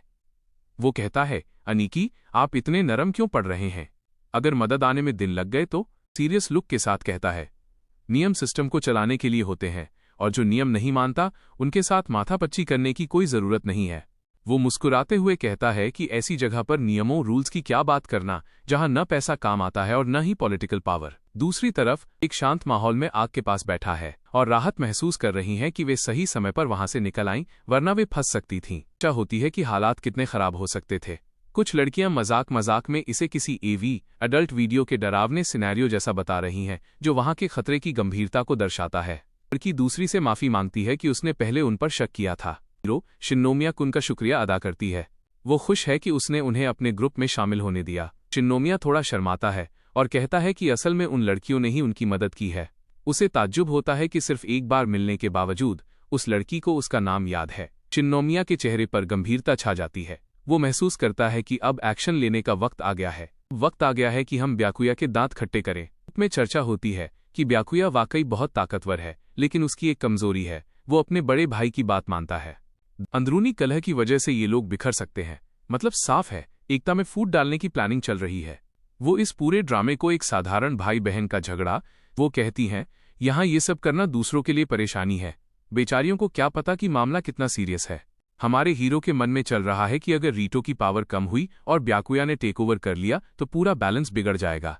चिल्लाती है, बहुत हुई ये मुश्किल बातें, चलो वेलकम पार्टी शुरू करते हैं। लड़कियां हीरो से कहती हैं कि उसने कल से कुछ नहीं खाया है, इसलिए पेट भर के मशरूम खाओ। फ्लेवर के दो ही ऑप्शन हैं, सॉल्ट या करी। मेको और हिनाको के बीच एक गैसूमियत को चिंता है कि अगर ब्याकुया को पता चल गया कि लड़कियां माना मेको हिनाको यहाँ हैं तो वो उन पर नजर गड़ा देगा। बड़ा गंभीर देख हीरो फैसला करता है, लगता है मुझे अब कुछ तैयारियां प्रिपरेशंस करनी पड़ेंगी। तीसरे दिन पर समंदर का किनारा है, धूप खिली है और हीरो अपनी ट्रेनिंग या काम में बिजी है। तभी माना उसे आवाज देती है। माना बताती है कि वो इत्तेफाक से जल्दी जाग गई थी और उसने हीरो को जाते हुए देख लिया था, इसलिए उसने उसका पीछा करने का फैसला किया। क्या हीरो कहता है कि वो सबके जागने से पहले अपना काम खत्म कर लेना चाहता है। हमारा हीरो और माना बीच पर अकेले हैं, बाकी सब अभी सो रहे हैं। माना यहाँ अपनी खूबसूरती के जलवे बिखेर रही है। वो हीरो से कहती है, तुम खुशकिस्मत हो कि सुबह सुबह मेरे जैसी ब्यूटी के साथ यहाँ अकेले हो। हीरो बिना किसी हिचकिचाहट के मुस्कुराते हुए कहता है, हाँ तुम वाकई बहुत खूबसूरत हो माना। कि इतनी डायरेक्ट तारीफ सुनकर माना एकदम ब्लश करने लगती है और उसका चेहरा टमाटर जैसा लाल हो जाता है। से घबराहट छुपाने के लिए माना फौरन टॉपिक बदलती है और कहती है, अच्छा बताओ मैं तुम्हारी क्या मदद कर सकती हूँ। साक मजाक में माना हीरो को चेतावनी देती है, देखो अजीब या गंदी हरकत मत करना समझे। से ही माना ये बोलती है, हीरो अचानक अपनी शर्ट उतार देता है। माना की तो आंखें फटी की फटी रह जाती हैं, तुम कपड़े क्यों उतार रहे हो। नौरी मासूमियत से कहता है, अगर मैं ये नहीं उतारूंगा तो मैं वो काम कैसे करूंगा। यह मछली पकड़ना माना पूरी तरह बौखला जाती है और जोर से चिल्लाती है, क्या करने वाले हो तुम। बेचारा हीरो कंफ्यूज्ड है कि ये इतना क्यों चिल्ला रही है। कि वो समुद्र में डाइविंग करके सीवीड इकट्ठा करने जा रहा है। वो माना लड़की से कहता है कि वो एक बंदर के साथ मिलकर किनारे पर शेल सीपियां जमा करे। माना बड़ी सादगी से मान जाती है और मुस्कुराते हुए कहती है, डाइविंग ठीक है समझ गई। अचानक माना के दिमाग की बत्ती जलती है। उसे एहसास होता है कि लड़का डाइविंग के लिए अपने कपड़े उतार चुका है। उसका चेहरा शर्म से लाल टमाटर हो जाता है। नोटिस कर लेता है और पूछता है, अरे तुम्हारा चेहरा लाल क्यों है। बस फिर क्या था, माना का पारा चढ़ जाता है। 5 अपनी शर्म को छुपाने के लिए चिल्लाती है, नहीं है लाल, और गुस्से में उसे बाका बेवकूफ कहते हुए मारने दौड़ती है। भागते माना गिरने के बाद दोनों एक दूसरे की आंखों में देखते हैं। दोनों रेत पर लेटे हुए हैं और एक दूसरे के काफी करीब हैं। ऐसा भी लड़का अपनी महान बुद्धि चलाता है और कहता है, माना तुम बहुत भारी हो, मैं हिल नहीं पा रहा, क्या तुम हट सकती हो। 10 माना फिर से भड़क जाती है। वो उसे डमी बेवकूफ कहते हुए पीटने लगती है और लड़का चिल्लाता रह जाता है। वो कहता है, मैं तो बस सच बोल रहा हूँ, तुम गुस्सा क्यों हो रही हो। लड़की थोड़ी दुखी होने का नाटक करती है और पूछती है, तुम इतने शांत कैसे हो, क्या तुम्हें कुछ महसूस नहीं हो रहा। लड़का अपना चेहरा घुमा लेता है। वो धीरे से कबूल करता है कि वो शांत नहीं है और इसीलिए वो चाहता है कि लड़की उसके ऊपर से हट जाए। लड़की को जैसे ही पता चलता है कि हीरो घबरा रहा है, वो उसका मजाक उड़ाने लगती है। वो मुस्कुराते हुए कहती है, मुझे शर्तिया यकीन है कि तुम एक वर्जिन हो, इसीलिए इतने नर्वस हो। इम पलट कर कहता है, तुम्हारे कान भी काफी देर से लाल हैं, पता है ना। वो लड़की के दावे को चुनौती देता है कि वो बहुत फेमस है और किसी भी लड़के को इम्प्रेस कर सकती है। अचानक उसके बहुत करीब आ जाता है, जिससे लड़की घबराकर चिल्लाती है, बहुत पास आ गए। कि घबराकर उसे धक्का देने की कोशिश करती है, जिससे लड़के को चोट लग जाती है और वो ओ चिल्लाता है। लड़की उसे कमजोर कहती है तो लड़का लॉजिक देता है कि मैं कमजोर नहीं हूं, तुम मेरे ऊपर चढ़ी माउंटिंग हुई हो, इसलिए मैं कुछ कर नहीं पा रहा। कि फिर से अपनी पुरानी फॉर्म में आ जाती है। वो एक शातिर मुस्कान के साथ हीरो के चेहरे के पास आती है और पूछती है, तो तुम्हें आखिर चाहिए क्या। हीरो के कान में फुसफुसाती है कि सोचो तुम्हारे जैसा एक वर्जिन मेरा मजाक उड़ा रहा है। और हीरो बस हक्का बक्का रह जाता है। लड़का एकदम चौंक जाता है और पूछता है, अरे तुम क्या करने वाली हो। ती है, मैं तुम्हारे होंठ छीनने वाली हूं। को रेत पर गिरा देती है और उसके ऊपर चढ़कर कहती है, तुम तो हिल भी नहीं पा रहे हो। लड़के की हालत खराब, उसे समझ नहीं आ रहा ये हो क्या रहा है। वो कहती है कि मैं तुम्हें दिखा दूंगी कि रोमांस के मामले में मैं तुमसे बहुत आगे हूं। लड़की आंखें बंद करके किस करने की कोशिश करती है, लेकिन वो इतनी नर्वस है कि वो सिर्फ एक छोटा सा टच पैक जैसा लगता है। पीछे हटती है। वो चिल्लाती है, मैंने बिना किसी दया के तुम्हारा किस चुरा लिया, कैसा लगा। सब होने के बाद लड़का एकदम कैजुअल होकर मुस्कुराते हुए कहता है, ओह इसने तो मुझे हैरान कर दिया। उसे देखकर बिल्कुल नहीं लग रहा कि उसे कोई खास फर्क पड़ा है। को इतना शांत देखकर लड़की भड़क जाती है। उसे लगता है लड़का झूठ बोल रहा है। वो चिल्लाती है, ये झूठ है, तुम इतने शांत कैसे रह सकते हो। लड़का मन ही मन सोचता है कि धत तेरे की मैंने गलत रिएक्शन दे दिया। लड़की के साथ पुराने अनुभवों की वजह से अब ऐसे झटकों का आदी हो चुका है। लड़की का चेहरा गुस्से और शर्म से लाल हो जाता है। वो कहती है, मुझे बहुत चिढ़ मच रही है कि तुम इतने शांत हो। वो लड़के के करीब आकर कहती है, एक बार फिर। बेचारा लड़का तो हैरान परेशान है, उसके मुंह से बस ए निकल रहा है। अब लड़की ने अपनी आंखें बंद कर ली हैं और साफ दिख रहा है कि वो अगले किस के लिए पूरी तरह तैयार है। दोनों एक दूसरे में खो गए हैं। इंटेंस किसिंग सीन दिखाया गया है। यहाँ लड़की ने लड़के का हाथ भी पकड़ रखा है, जिससे माहौल और भी गर्म हो गया है। किसिंग रुकने का नाम नहीं ले रही। वाह, और दोनों सांस लेने के लिए थोड़ा रुकते हैं। उनकी आंखों में वो नशा साफ दिख रहा है कि हुए और उत्तेजित लग रहे हैं। इस खत्म होने के बाद लड़की पीछे हटती है और वो जोर जोर से सांसें ले रही है। दोनों एक दूसरे को देख रहे हैं और लड़की सोच रही है, हमने सच में किस कर लिया। लड़का भी बेचारा हक्का बक्का होकर बस सांसें भर रहा है। लड़की को अचानक कुछ महसूस होता है और वो जोर से चिल्लाती है, कुछ मुझे टच कर रहा है और ये काफी बड़ा और सख्त भी है। लड़के का चेहरा देखने लायक है, उसे समझ नहीं आ रहा कि अब क्या बोले। वो ब्लश करते हुए मानता है कि वो एक वर्जिन है, इसलिए उसकी बॉडी नेचुरल तरीके से रिएक्ट कर रही है। लड़की उसे देखकर हैरान है और उसके चेहरे पर भी हल्की लाली है। वो बस इतना कह पाती है, आई सी, अच्छा तो ये बात है कि लड़कों के अंदर चीजें एक्यूमुलेट जमा होने लगती हैं, है ना। लड़का अंदर ही अंदर सोच रहा है कि वो चाहे कुछ भी हो जाए, अपनी असली फीलिंग्स या अपनी हालत के बारे में उसे खुलकर नहीं बता पाएगा, चाहे कोई उसका मुंह ही क्यों ना खोल दे। लड़की उसे टीज करना शुरू कर देती है। वो उसकी चिन पर उंगली रखकर पूछती है, तुम इतना सख्त बनने का नाटक क्यों कर रहे हो। एक शरारती मुस्कान के साथ कहती है, क्या तुम शर्मा रहे हो, कितने क्यूट हो, चलो अब एक प्रो एक्सपर्ट को तुम्हें सिखाने दो। लड़का घबराकर पूछता है, क्या तुम श्योर हो। तब लड़की साफ करती है कि वो सिर्फ अपने हाथों का इस्तेमाल करने वाली है। बीच का एक वाइड शॉट दिखाया जाता है जहां लहरें आ रही हैं। कुछ देर बाद लड़का रिलैक्स्ड महसूस करता है और उसे थैंक्स कहता है। लड़की अभी भी थोड़ी नर्वस है, लेकिन टशन में कहती है, ये तो मेरे बाएं हाथ का खेल पीस ऑफ केक था। लड़का अपने चश्मे अंडर वाटर गॉगल्स पहनता है और कहता है कि उसे दोपहर तक अपना काम खत्म करके वापस लौटना है, इससे पहले कि बाकी सब जाग जाएं। वो कहती है, तुम्हारे पास तो अंडर वाटर गॉगल्स, पानी के अंदर देखने वाला चश्मा भी है। रीता अपनी हंसी रोकते हुए बताती है कि उसके पास चश्मा कैसे आया। वो कहती है, अरे स्विमिंग क्लास के बाद मैं इसे अपने बैग में ही भूल गई थी, किस्मत देखो वही भूल आज काम आ गई। आगे एक ऐसा कहती है, जो अभी हमारे बीच हुआ उसे राज ही रखना, और हाँ इसमें ये बात भी शामिल है कि तुम अभी तक वर्जिन हो। होकागे बेचारा ब्लश शर्म से लाल कर रहा है। वो बस थैंक्स बोल पाता है, ये दिखाने के लिए कि होकागे ने वाकई में गोताखोरी करके कुछ। बाकी लड़कियां खुश हो जाती हैं। एक के पास सीशेल्स शंख हैं और दूसरी के पास सीवीड समुद्री घास। इन्हें देखकर वो काफी एक्साइटेड लग रही हैं। होकागे बताता है कि वो गायब क्यों हुआ था। वो कहता है, तुम लड़कियों को साबुन चाहिए था ना, इसलिए मैं ये सब सीविड शेल्स कलेक्ट करने गया था। लड़की आती है और शक भरी नजरों से कहती है, जब मैं सोकर उठी तो तुम दोनों यहाँ नहीं थे। मुझे तो काफी झटका लगा ये जानकर।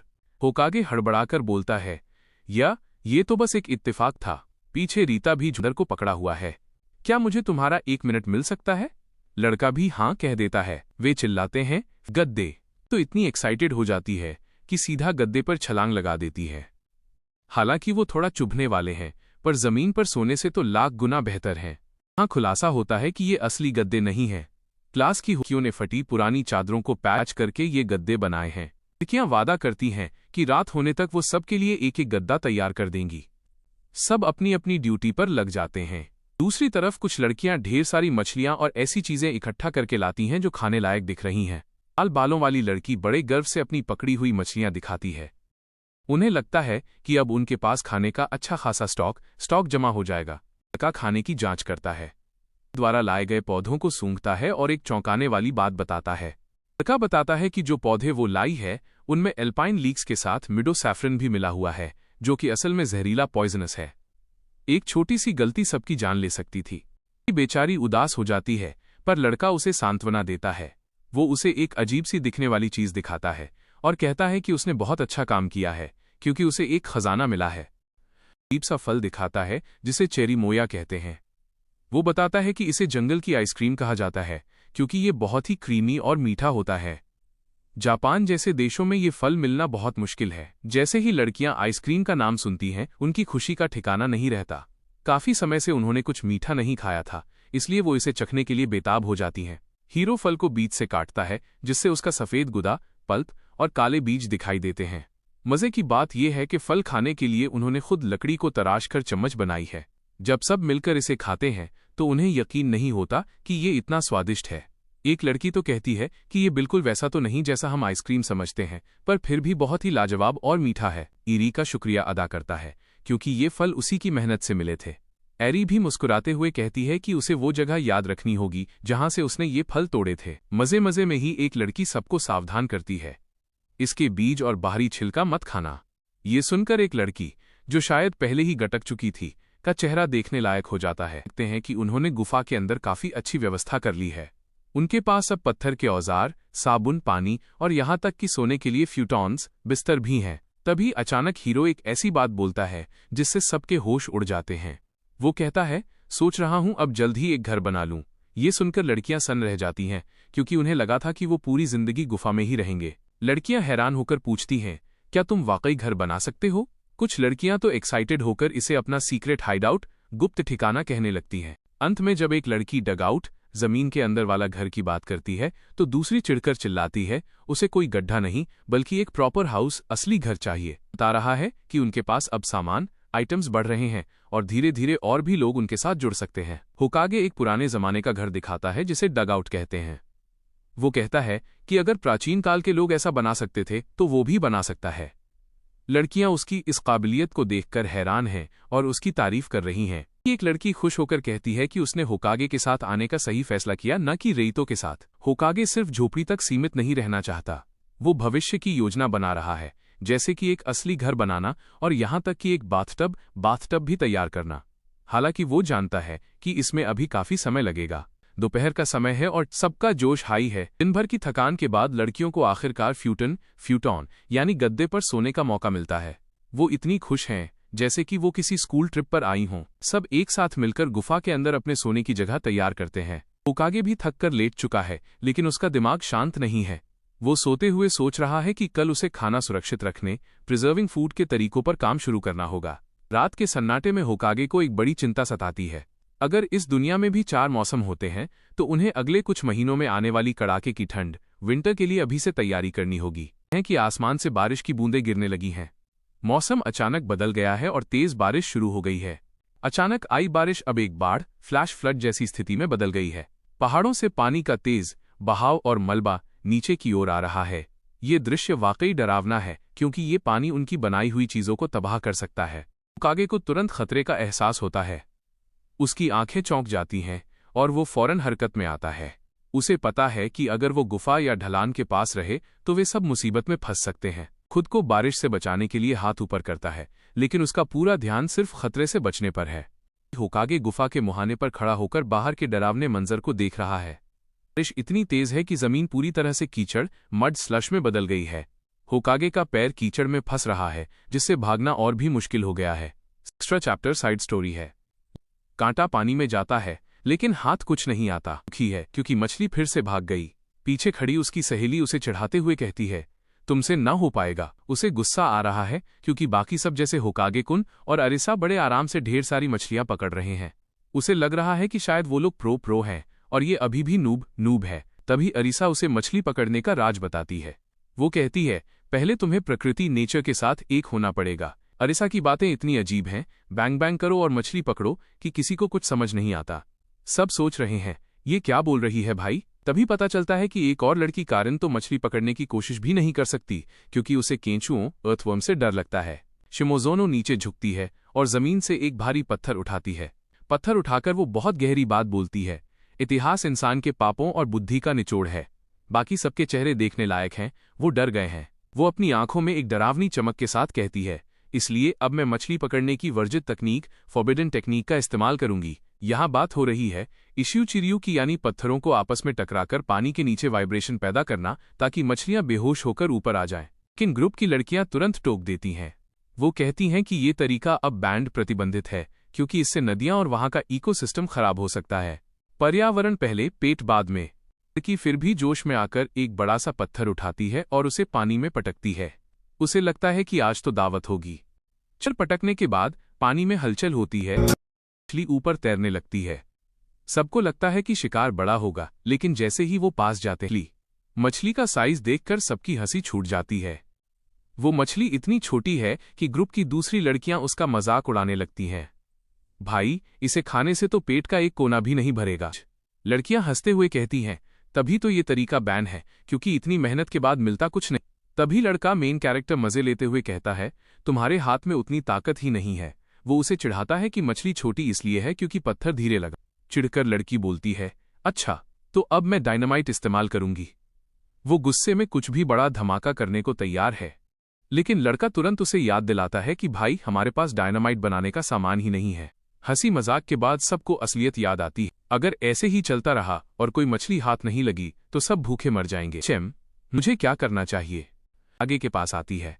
वो बहुत ही मासूमियत से कहती है कि शायद आज उन्हें रात का खाना नसीब ना हो, और फिर धीरे से पूछती है, क्या तुम अपना खाना मेरे साथ शेयर करोगे? बेचारा होकागे तो बस देखता ही रह गया। इतना करीब आना और ऐसी रिक्वेस्ट करना। भाई, होकागे तो पूरी तरह से ब्लश करने लगा। पीछे खड़ी बाकी लड़कियां ये सब देख रही हैं और उनके चेहरे के एक्सप्रेशन बता रहे हैं कि उन्हें ये अकेले अकेले वाली सेटिंग बिल्कुल पसंद नहीं आ रही। 3 आगे हाँ कहने वाला होता है, माहौल बदल जाता है। आज की लड़कियां चिल्लाती हैं, ये फेयर नहीं है। उन्हें लगता है कि सारा खाना बस एक ही लड़की को क्यों मिले। आगे पर टूट पड़ती हैं। कोई कह रही है मुझे भी खाना चाहिए, तो कोई कह रही है चलो एक्सचेंज करते हैं। हमारा हीरो तो इन सब के बीच में बुरी तरह दब गया है। इतनी सारी लड़कियों के दबाव में आकर आखिर में होकागे को हार माननी पड़ती है। वो घबराते हुए कहता है, ठीक है, मैं अपनी मछलियां तुम सब में बांट दूंगा। की हुई मछली लिए बहुत खुश नजर आ रही हैं। सब उसे थैंक्स कह रही हैं, लेकिन तो होके के हिस्से में सिर्फ एक नन्ही सी मछली आई है। बेचारा सबको खिलाकर खुद भूखा रह गया। यूरुटो फिशिंग शोडाउन था जिसमें होकागे बुरी तरह हार गया है, या यूं कहें कि लूटा गया है। वो बस अपना सिर खुजलाते हुए हंस रहा है। पर असली ट्विस्ट तो अभी आने वाला, एक भयानक तूफान के साथ। चारों तरफ तेज बारिश और अंधेरा छा गया है। बारिश इतनी तेज है कि पानी अब उस गुफा के अंदर घुसने लगा है जहां ये सब रुके हुए थे। मजे से सो रही थीं। होकागे चिल्लाते हुए सबको जगाता है, तारांकन सब जाग जाओ, तूफान आ गया है। अब हो रही है और गुफा के अंदर सब कुछ बहुत शांत है। बूम! अचानक से एक जोरदार आवाज होती है, बूम! बादल गरजने लगते हैं और पूरी गुफा हिल जाती है। लड़कियां बुरी तरह डर जाती हैं। खबर देता है कि बाहर बहुत तेज बारिश हो रही है और गुफा में पानी भरना शुरू हो गया है। वो चिल्लाता है, हमें यहां से भागना होगा। उन्हें बताता है कि बाहर रात का समय है और जाना खतरनाक हो सकता है, लेकिन गुफा के और अंदर गहराई में एक ऊंची जगह, हायर ग्राउंड है। उनका प्लान है कि सुबह होने तक वो वहीं जैसे ही लड़कियों को पता चलता है कि पानी अंदर आ रहा है, उन्हें अपनी जान से ज्यादा अपने सामान की चिंता होने लगती है। वे पागलों की तरह अपना सामान समेटने लगती हैं। सा घबरा जाती है क्योंकि उसका सारा मेकअप जमीन पर बिखरा पड़ा है। वो रोते हुए उन्हें बटोरने की कोशिश करती है। तभी गुफा के फर्श पर पानी बहकर आने लगता है। अरिसा चीखती है, ये पानी मेरा खजाना छीनने आ रहा है। दूसरी तरफ एक और लड़की देखती है कि उनका बिस्तर फ्यूटॉन गीला हो चुका है। एक लड़की बहुत इमोशनल हो जाती है और चिल्लाती है, शायद मुझे जापान से अब दोबारा कभी कुछ नहीं मिलेगा। उसे डर है कि जो भी चीजें वो सब इस बाढ़ में बर्बाद हो जाएंगी। कि लड़कियां पूरी तरह टूट चुकी हैं। वे रोते हुए कहती हैं कि इन सब चीजों को बनाने और सहेजने में जो मेहनत लगी थी वो सब पानी में मिल जाएगी। फ्लड का खतरा मंडरा रहा है। शिनोमिया कुन वो सबको घबराने से मना करता है और कहता है कि अगर हम शांति से काम लेंगे तो सब ठीक हो जाएगा। शिनोमिया को अंदाजा है कि बाढ़ उतनी तेजी से नहीं आ रही है जितनी सबको लग रही है। वो सबको भरोसा दिलाता है कि हमारे पास सुरक्षित जगह पर पहुंचने के लिए काफी समय है। बारी आती है सामान बचाने की। वे बिना डरे फैसला लेते हैं कि कौन सा सामान सबसे जरूरी है। जो सामान पानी से खराब हो सकता है और जो खाना है उसे सबसे पहले शिफ्ट किया जा रहा है। पातर के बारे में वे सोचते हैं कि अगर ये गीले हो भी गए तो इन्हें सुखाया जा सकता है या इनकी स्टफिंग बदली जा सकती है। कोई एक दूसरे की मदद कर रहा है, कोई बैग उठा रहा है तो कोई खाने का सामान। आखिरकार पूरी मेहनत के बाद वे पहुंच जाते हैं। वे अपना सारा जरूरी सामान भी सुरक्षित अंदर ले आते हैं। शिनोमिया सबको इस कठिन समय में इतनी बहादुरी और अनुशासन से काम करने के लिए शाबाशी देता है। बाकी लड़कियां भी मानती हैं कि शिनोमिया ने बहुत सही समय पर सही फैसला लिया और वो वाकई में बहुत भरोसेमंद है। सब सुरक्षित हैं, लेकिन बाहर अभी भी तेज बारिश और बाढ़ का माहौल है। वे फैसला करते हैं कि गुफा में आराम करेंगे और सुबह होने डॉन का इंतजार करेंगे ताकि बाहर जाकर की जा सके। कि सभी लड़कियां चैन की नींद सो रही हैं। माहौल शांत है। मुख्य किरदार लड़का तो जाग रहा है। उसे इस बात की चिंता है कि बाकी सब तो सो गए हैं, पर उसे अपनी जिम्मेदारी का एहसास है। लड़का मन ही मन पछता रहा है कि उसने एक बड़ी गलती कर दी है। उसे लगता है कि उसे पहले ही एक नहर कैनाल बना लेनी चाहिए थी ताकि किसी भी आपातकालीन स्थिति से निपटा जा सके। ये लोग राशन और सामान सप्लाईज जमा करने की प्रक्रिया में थे, तभी कुछ अनहोनी हो गई। वो इस खराब टाइमिंग को लेकर काफी परेशान है। लड़का खुद को याद दिलाता है कि वो इन सबका लीडर है और इन सभी लड़कियों की जान अब उसके हाथों में है। वो ठान लेता है कि वो अब दोबारा कोई गलती नहीं करेगा। छेड़ी तनाव और जिम्मेदारी के बोझ के कारण उसे नींद नहीं आ रही है। वही उसे पानी टपकने और कुछ स्प्लैश स्प्लैश होने की आवाजें सुनाई देती हैं, जिस अचानक कोई पीछे से आकर उसे कसकर पकड़ लेता है, गले लगा लेता है। वो लड़का बुरी तरह चौंक जाता है। न वहां बहुत अंधेरा है, वो देख नहीं पा रहा कि उसे किसने पकड़ा है। वो कंफ्यूज्ड और थोड़ा नर्वस है। उसे शक होता है कि क्या ये अरिसा है जो फिर से नींद में चल रही है। वो कह रहे हैं नहीं, अरिसा तो वहां है। यानी उन्हें समझ नहीं आ रहा कि आखिर उनके साथ ये क्या हो रहा है। कोई उनके करीब आ रहा है। एक लड़की उन्हें गले लगा लेती है। एमसी अपने आप को दोषी मान रहे थे, लेकिन इस गर्माहट वॉर्मथ ने उन्हें बिल्कुल शांत कर दिया। लड़की उनके गर्दन के पास रब रब कर रही है। एमसी की तो हालत ही खराब हो गई है। वो पूरी तरह हैरान है। लड़की बिल्कुल भी रुक नहीं रही है और एमसी के होश उड़े हुए हैं। लड़की ने अब काटना शुरू कर दिया है। एमसी का रिएक्शन देख रहे हो? वो पूरी तरह से शॉक्ड हैं। तभी एमसी को याद आता है, अरे भाई, बाकी सब तो यहीं सो रहे हैं। एमसी सोच में डूबे हैं। क्या वो मुझे बेहतर महसूस कराना चाहती है या उसे मेरा अटेंशन चाहिए? वो कंफ्यूज हैं कि लड़की ऐसा क्यों कर रही है। एमसी ने कहा, अगर यही बात है तो मैं मना नहीं कर सकता। वो पूरी तरह इस पल में बह गए हैं। सच कहूं तो मुझे ये पसंद आ रहा है, लेकिन अगर किसी को पता चला तो? आसपास बारिश हो रही है जिससे आवाजें दब रही हैं। पहले ये सुनिश्चित करता है कि उसके आसपास के लोग सो रहे हैं या नहीं। लड़की उसे उंगली से छेड़ती है, पोक। यहाँ लड़की अचानक बहुत बोल्ड हो जाती है। लड़का खुद हैरान है कि इतनी अंधेरी जगह में जहाँ कुछ साफ नहीं दिख रहा, वो इतनी हिम्मत कैसे दिखा रही है। लड़का अपने आप को रोकने की कोशिश कर रहा है। I can't hold back any more, जो बताता है कि माहौल बहुत हीटेड हो गया है। ट्विस्ट तब आता है जब लड़की अचानक वहां से गायब हो जाती है। लड़का खाली हवा में हाथ चलाता रह जाता है और उसे समझ नहीं आता कि अभी क्या हुआ। अजीब बातें कर रही थी माई मीट, जिससे लड़का पूरी तरह कंफ्यूज्ड और थोड़ा शर्मिंदा सा हो गया। लड़का अपनी उलझनों से जूझ रहा है। उसे लगता है कि उसकी सारी चिंताएं बह रही हैं, लेकिन अभी भी कुछ बाकी है। थी हुई है और सोच रही है कि क्या वो लड़का अभी भी वहीं है। लड़का कंफ्यूज्ड है। वो सोच रहा है कि क्या लड़की झिझक रही है या शायद उसके मन में कुछ और चल रहा है जिसे वो कह नहीं पा रही है। लड़का अपने आप से ही पूछ रहा है, क्या वो भी मेरे जैसा महसूस करती है? अंधेरे और बारिश के माहौल में दोनों के बीच की दूरी लगभग खत्म हो चुकी है।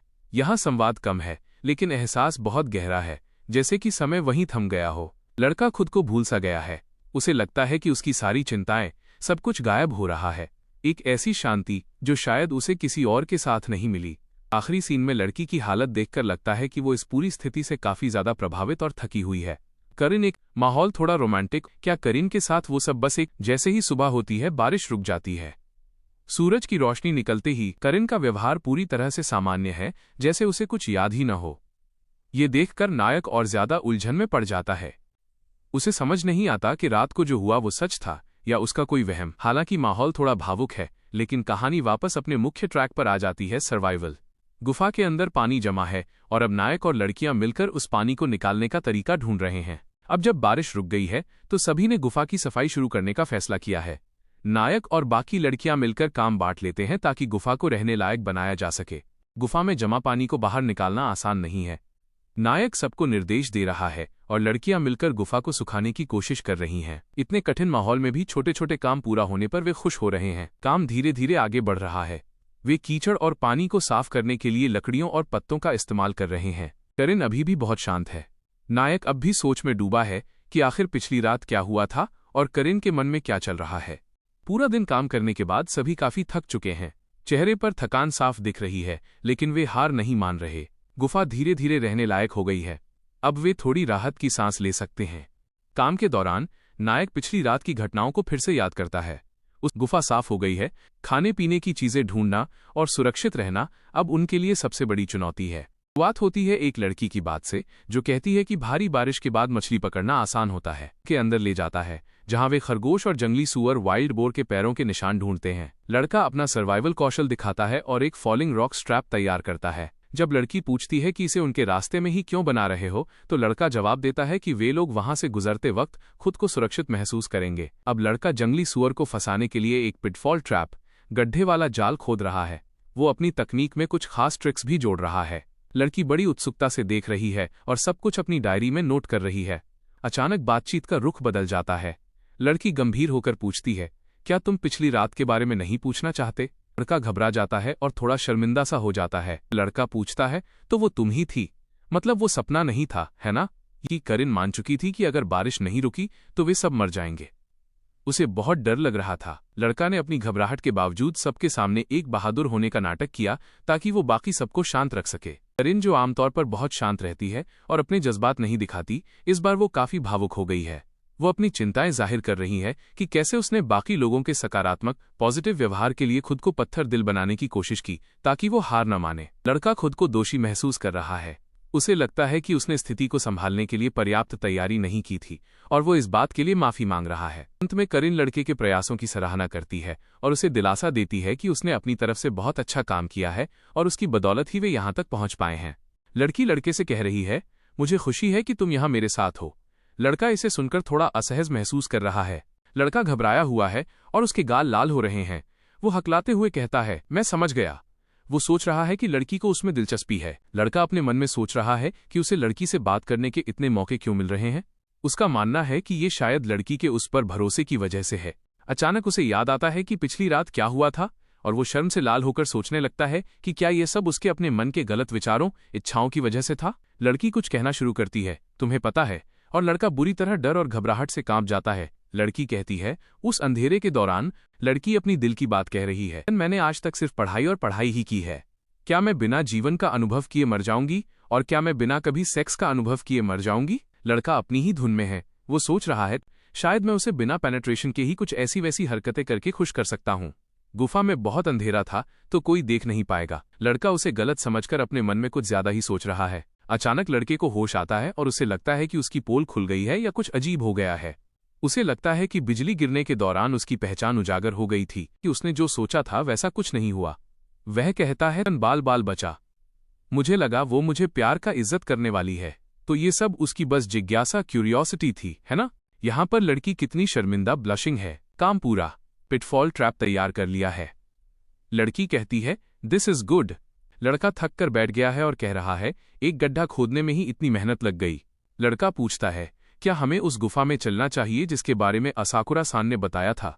लड़का सिर्फ स्काउटिंग के बारे में सोच रहा है, लेकिन लड़की का चेहरा देखो, वो शायद उस गुफा को किसी और ही नजरिए से देख रही है। लड़की याद करने की कोशिश करती है कि वो गुफा कहाँ है। वो अपने दिल को पकड़कर खड़ी है। लड़का कहता है, हाँ, काम आ सकता है, बस स्काउटिंग करने तो जा रहे हैं। बेचारा लड़का अभी भी काम को लेकर सीरियस है। लड़की ने लड़के के कमर के पास हाथ रख दिया है। That's not what I mean. लड़की पीछे से लड़के को हक कर लेती है और कहती है, क्यों ना हम वहीं से शुरू करें जहां हमने कल रात छोड़ा था? और लड़का शौक में बस पूछता है, गुफा में? लड़की एकदम करीब आकर कहती है, मुझे सब कुछ सिखाओगे? वो बहुत का चेहरा पूरा लाल हो चुका है। वो शौक में है। उसे समझ नहीं आ रहा कि क्या बोले। लड़का पूरी तरह से शौक में है। उसके चेहरे के भाव देखो। उसे यकीन नहीं हो रहा कि लड़की ने इतनी बोल्ड बात बोल दी। वो पूरी तरह से हक्का बक्का, डम्फाउंडेड है। अब यहाँ लड़की अपना मासूम चेहरा बनाकर कह रही है, क्या हुआ? तुम तो इतने एक्सपर्ट बन रहे थे। वो जानबूझकर लड़के को छेड़ रही है। लड़का झेंपते हुए कहता है, उस तरह की चीजों का एक्सपर्ट नहीं हूं मैं। बेचारा अपनी सफाई देने की कोशिश कर रहा है जबकि लड़की के चेहरे पर एक शैतानी मुस्कान है। लड़की ने फिर से अपनी बात को घुमाया, तो चलो, मुझे गुफा तक ले चलो। वो लड़के का हाथ पकड़कर आगे बढ़ रही है। अब तो लड़के के पास मना करने का कोई चांस ही नहीं है। रिश्ते में जंगल का नजारा और इनका साथ एकदम क्लासिक एडवेंचर वाइब। लड़की का उत्साह देखो, वो काफी आगे चल रही है। लड़का पीछे से उसे देख रहा है और मन में सोच रहा है। लड़की के शरीर की भाषा बता रही है कि वो इस डेट को लेकर कितनी एक्साइटेड है। अचानक लड़की रुक जाती है। देखो, उसके चेहरे के भाव, कुछ तो गड़बड़ है, कोई और बात है। लड़के की तरफ मुड़कर उसे देख रही है। सच बहुत ही करीब है। लड़का अपनी भावनाओं को कंट्रोल करने की पूरी कोशिश कर रहा है, लेकिन पसीना और घबराहट साफ दिख रही है। पिन ने अब अपना आखिरी कार्ड खेला है। क्या अब वाकई में वो सब होगा जिसकी उम्मीद की जा रही थी? हम देखते हैं कि लड़का होकागे लड़की करिन के ऊपर झुका हुआ है।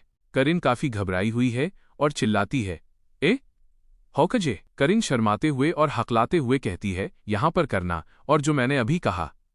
वो काफी नर्वस है। लड़के उसका चेहरा अब रोमांटिक नहीं बल्कि बहुत गंभीर है। वो किसी चीज की आहट सुन रहा है। होकागे करिन को सुरक्षित करने की कोशिश करता है। वो उससे पूछता है, करिन, क्या तुम खुद से वापस जा सकती हो? करिन अभी भी थोड़ी हैरान है, पर वो कहती है कि वो ठीक है क्योंकि अभी कुछ दूरी है। होकागे उसे गाइड करता है। करिन कहती है, यहाँ लैंडमार्क्स, निशान हैं, तो मैं ठीक रहूंगी। इसी बीच करिन पूछती है, लेकिन तुमने सुना क्या था? होकागे बताता है कि उसने एक बाघ, टाइगर की दहाड़ सुनी है। खुद उस खतरे की जांच करने का फैसला करता है। होकागे कहता है, चिंता मत करो, मैं उसके पास नहीं जाऊंगा। करिन का चेहरा उतर जाता है। वो डर रही है कि कहीं होकागे मुसीबत में न पड़ जाए। करिन उसे सावधानी बरतने को कहती है और होकागे भी उसे अपना ख्याल रखने को कहता है। करिन वहां से सुरक्षित रास्ते की तरफ निकल पड़ती है। आगे पर फोकस करता है। वो बहुत तेजी से एक पहाड़ी या ऊंची जगह पर चढ़ रहा है। पहुंच जाता है। वो सोच रहा है, मुझे यकीन है कि आवाज यहीं से आई थी। खतरनाक मंजर दिखता है जिसका डर था। एक विशालकाय बाघ, टाइगर झाड़ियों से बाहर आता है और वो बहुत ही ज्यादा गुस्से में लग रहा है। इसकी दहाड़ पूरे जंगल को कंपा रही है। होकागे एक चट्टान के पीछे छुपकर ये सब देख रहा है। उसके पसीने छूट रहे हैं। वो मन ही मन सोचता है, ये बाघ तो बहुत ज्यादा उत्तेजित, एजिटेटेड लग रहा है। आखिर इसे हुआ क्या है? बाघ के पीछे से कुछ लोग आते दिख रहे हैं। एक आवाज आती है, स्ट्राइपी चैंटिल्ड, और कोई कह रहा है, मेरे प्यारे, तुम खो गए थे क्या? एक लड़का ब्याकुया हाथ में बांस का नुकीला हथियार लिए खड़ा है। उसके चेहरे पर एक पागलपन भरी मुस्कान है। वो चिल्लाकर कहता है, आज से ये मेरा इलाका, टर्फ है। उसके पीछे उसकी पूरी गैंग खड़ी है। आगे चट्टान के पीछे से ये सब देखकर दंग रह जाता है। उसकी आंखों में गुस्सा और हैरानी साफ दिख रही है। वो धीरे से बुदबुदाता है, ब्याकुया। शाल टाइगर घेर लेता है। स्टूडेंट्स के बैम्बू के बेन हुए स्पीयर्स हैं। बाहर से लग रहा है कि सब मिलकर लड़ रहे हैं, लेकिन अंदर से सबकी फटी पड़ी है। मेन कैरेक्टर साइड से सब देख रहा है। वो नोटिस करता है कि स्टूडेंट्स की संख्या, नंबर्स बढ़ गई है। शायद दूसरी टीम्स भी इनके साथ मिल गई हैं। टाइगर वो एक जोरदार दहाड़ मारता है और अपने पंजों से अटैक करता है, जिससे स्टूडेंट्स पीछे हटने पर मजबूर हो जाते हैं। इस ग्रुप का लीडर एक रेड हेड लड़का है जो बहुत ही कमीना निकलता है। जब लोग डर के भागने लगते हैं, वो उन्हें रोक देता है। पीछे हटने की कोशिश करते हैं तो लीडर के चमचे उन्हें स्पीयर्स दिखाकर धमकाते हैं। कहाँ जा रहे हो? बस खाकर भाग जाओगे। रेड हेड लीडर एक लड़के को पीठ से पकड़कर घसीटता है। लीडर उस लड़के को लात मारकर सीधा टाइगर के सामने फेंक देता है और चिल्लाता है, get in the front. Leader हेस्ट हुए बोलता है, die as meat shields, useless piece of शेष। अपने ही साथियों को टाइगर का खाना बनाना चाहता है ताकि वो खुद बाग सेके। कि कमजोर स्टूडेंट्स रोट रह जाते हैं, लेकिन स्पीयर पॉइंट पर मजबूर किया जाता है कि वो मौत के मुंह में जाएं। रेड हेड लीडर शिबाता सबको डरा रहा है। वो कहता है, यहाँ का नियम रूल मेन हून, जो उसकी बात नहीं मानेगा वो मारा जाएगा। रो रहे हैं, गिड़गिड़ा रहे हैं, लेकिन उन्हें जबरदस्ती टाइगर से लड़ने के लिए आज धकेला जा रहा है। टाइगर ने एक स्टूडेंट पर अटैक कर दिया है। खून खराबा शुरू हो चुका है।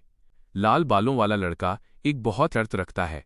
वो कहता है कि जो भी इस शिकारी जानवर को मारेगा, उसे अपनी पसंद की किसी भी लड़की के साथ सब कुछ करने की आज़ादी होगी। वे बस एक इशारे का इंतजार कर रहे हैं ताकि उस बेबस जानवर पर हमला कर सकें। टाइगर दहाड़ता है, अपनी ताकत दिखाता है, लेकिन ये लड़के पीछे नहीं हटते। उनका लीडर टाइगर की आंखों में आंखें डालकर उसे आइलैंड किटी, द्वीप की बिल्ली कहकर चिढ़ाता है। वो लड़का चिल्लाकर कहता है कि इस दुनिया में सबसे ऊपर इंसान है। वो टाइगर के मुंह में अपना डंडा घुसा देता है। टाइगर तड़पकर गिर जाता है। एक शानदार और ताकतवर जानवर अब सिर्फ एक लाश बन चुका है। चारों तरफ सन्नाटा छा जाता है और पूरा ग्रुप खुशी से पागल हो जाता है। टाइगर की लाश के चारों तरफ खड़े होकर वे अपनी जीत का शोर मचाते हैं। कागे की ये सब दूर से देख रहा है और समझ जाता है कि हालात बहुत खराब हो चुके हैं। वो सोचता है, ये तो सबसे बुरा हो गया। उसे डर है कि ये पागलपन अब और बढ़ेगा। कागे को समझ आता है कि इन लड़कों ने टाइगर को खाने के लिए या अपनी सुरक्षा के लिए नहीं मारा। उन्होंने उसे सिर्फ अपनी ताकत दिखाने और मारने के मजे, थ्रिल ऑफ किलिंग के लिए मारा है। होकागे वापस अपनी गुफा में आता है जहां लड़कियां जैसे सुरक्षित महसूस कर रही हैं। लेकिन होकागे को पता है कि अगर उसने कोई गलत कदम उठाया तो वो इन लड़कियों को खो देगा, क्योंकि अब उन जंगली लड़कों की नज़र इन मासूम लड़कियों पर है। कागे वेलकम बैक। अपनी मेहनत से खुद का साबुन तैयार किया है। वे चेक कर रहे हैं कि क्या ये साबुन काम कर रहा है या नहीं। लड़कियों को सुरक्षित देखकर राहत की सांस लेता है। शिनोमिया को पता चलता है कि उनकी टीम की 2 और लड़कियां, माना और अरिसा, अभी तक वापस नहीं आई हैं। जैसे ही उसे पता चलता है कि वे गायब हैं, वो थोड़ा परेशान हो जाता है। लड़कियां उसे बताती हैं कि वे उन्हें ढूंढने के लिए आवाज लगा सकती हैं। ये सब मिलकर उन्हें ढूंढने का फैसला करते हैं। अनोमिया मन ही मन सोचता है कि ये सब अब इस जंगली लाइफस्टाइल के आदी हो चुके हैं। अनोमिया के पास आती है। अनोमिया नोटिस करता है कि आइलैंड पर इतनी मुसीबतें होने के बावजूद मेको बिल्कुल भी घबराई हुई नहीं है। वो बहुत रिलैक्स्ड है। को मुस्कुराते हुए कहती है, शायद इसलिए क्योंकि मैं तुम्हारे साथ हूँ। उसे पूरा भरोसा है कि अगर कुछ भी गलत हुआ तो शिनोमिया सब संभाल लेगा। जब मेको अचानक उस लड़के के करीब आती है, जिससे वो थोड़ा हैरान और नर्वस हो जाता है। मेको मेजरिंग टेप निकालती है और लड़के की गर्दन का नाप लेना शुरू कर देती है। लड़का हकलाते हुए पूछता है, क्या तुम मेरा नाप ले रही हो? मेको जवाब देती है कि वो उसके लिए एक नया आउटफिट कपड़े बनाने के बारे में सोच रही है। नाप लेते समय मेको उसके सीने पर हाथ रखती है और कहती है, तुम उम्मीद से ज्यादा ताकतवर हो। लड़का शर्माते हुए कहता है कि उसने अपनी बॉडी को ट्रेन किया है। मेको लड़के के और भी करीब आती है और उसे मजबूती से पकड़कर कहती है, तुम्हें हिलना नहीं चाहिए। मेको गौर से देखती है और उसे पता चलता है कि लड़के की पुरानी शर्ट काफी खराब हो चुकी है और उसमें कई जगह छेद या मेस्ड अप स्पॉट्स हैं। वो लड़के को डांटती है कि उसके शर्ट के बटन भी टूट गए हैं। वो उसे याद दिलाती है कि उनकी कपड़ों की अहमियत बहुत ज्यादा है और उसे इनका ध्यान रखना चाहिए। अपनी गलती मानते हुए लड़का कहता है, जैसा तुमने कहा, मैं आगे से ज्यादा सावधानी रखूंगा। मेको के चेहरे पर एक हल्की मुस्कान आती है, जहां मेको अचानक उसके बहुत करीब आ जाती है। वो उसका नाप मेजरमेंट्स लेने लगती है, जिससे लड़का काफी नर्वस और शर्मिंदा हो जाता है। लड़का थोड़ा हैरान होकर पूछता है, क्या एक कांतोई, एक तरह का ढीला ढाला पारंपरिक जापानी कपड़ा बनाने के लिए सच में इतने नाप की जरूरत है? उसे शक होने लगता है कि मेको कुछ और ही इरादा रख रही है। मेको उसे गले लगाते हुए कहती है कि वो बाद में उसके बटन भी ठीक कर देगी, लेकिन तभी उसकी चोरी पकड़ी जाती है। लड़का समझ जाता है कि वो सिर्फ नाप लेने का बहाना कर रही थी ताकि उसके करीब आ सके। जैसे ही लड़का उसे टोकता है, मेको की शांत इमेज गायब हो जाती है। वो अपनी उंगलियों को चेहरे के पास रखकर थोड़ा शर्माते हुए मुस्कुराती है और मान लेती है कि अरे तुमने तो पकड़ लिया। जब लड़का पूछता है कि क्या वो उसे परेशान टीज कर रही थी, तो मेको मासूमियत से जवाब देती है कि उसे बस बात करने के लिए कोई टॉपिक चाहिए था। यानी वो इतनी हार्ड टू अप्रोच नहीं है, बल्कि बस थोड़ी अलग है।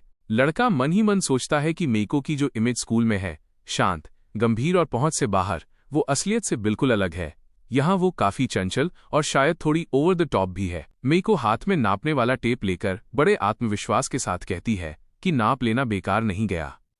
वो कहती है, चूंकि हमारा लाइफस्टाइल अब पहले से बहुत बेहतर होने वाला है, तो क्या हमें पहले से तैयारी नहीं करनी चाहिए?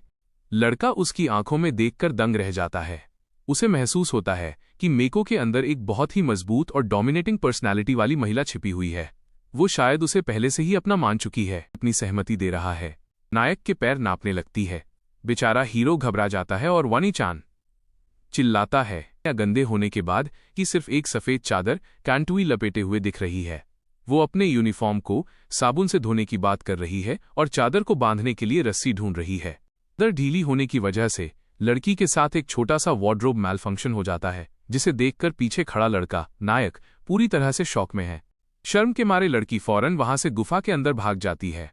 पीछे खड़ा नायक एई चिल्लाते हुए अपनी हैरानी जता रहा है। गुफा के अंदर जाकर अपने चेहरे को हाथों से छिपा लेती है और कहती है, I am gonna die of embarrassment.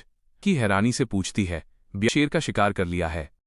नायक अपनी पूरी टीम लड़कियों सबको समझा रहा है कि असली खतरा जंगली जानवर नहीं बल्कि ब्याकुया और उसकी गैंग है। हीरो खुलासा करता है कि ब्याकुया की गैंग बहुत क्रूर है। वे दूसरे कमजोर इंसानों को गुलाम की तरह इस्तेमाल करते हैं और लड़ाई के वक्त उन्हें शील्ड बनाकर आगे कर देते हैं। चेतावनी देता है कि अगर उस गैंग ने अपना निशाना बदलकर हमारी तरफ किया तो बहुत बड़ी मुसीबत खड़ी हो जाएगी। जैसे ही वो ये बात बोलता है, बाकी लड़कियों के चेहरे देखने लायक हैं। सबके पसीने छूट रहे हैं क्योंकि उन्हें पता है कि वो किसी मुसीबत में फंस चुके हैं। मोनिटल वाली जोश में खड़ी हो जाती है। वो कहती है, डरने की क्या बात है, हम लड़ेंगे, हम हथियार बनाएंगे और उन पर पत्थरों से हमला करेंगे। दूसरी लड़कियां भी धीरे धीरे हिम्मत जुटाती हैं। वो कहती हैं कि वो इस गुफा के आसपास के इलाके को अच्छे से जानती हैं, तो वो जाल ट्रैप्स बिछाकर दुश्मनों को फंसा सकती हैं। डायलॉग आता है, मैं इंसानों को नहीं मार सकता। ये हीरो मुड़कर खड़ा है। वो सच बताता है कि वो जानवरों का शिकार तो कर सकता है, लेकिन अगर सामने कोई इंसान उसे मारने के इरादे से आए तो वो शायद जीत न पाए। उसे अपनी इंसानियत खोने का डर है। ये सुनकर सब चुप हो जाते हैं। माहौल एकदम ठंडा पड़ जाता है। अब सवाल ये है, फिर हम करेंगे क्या?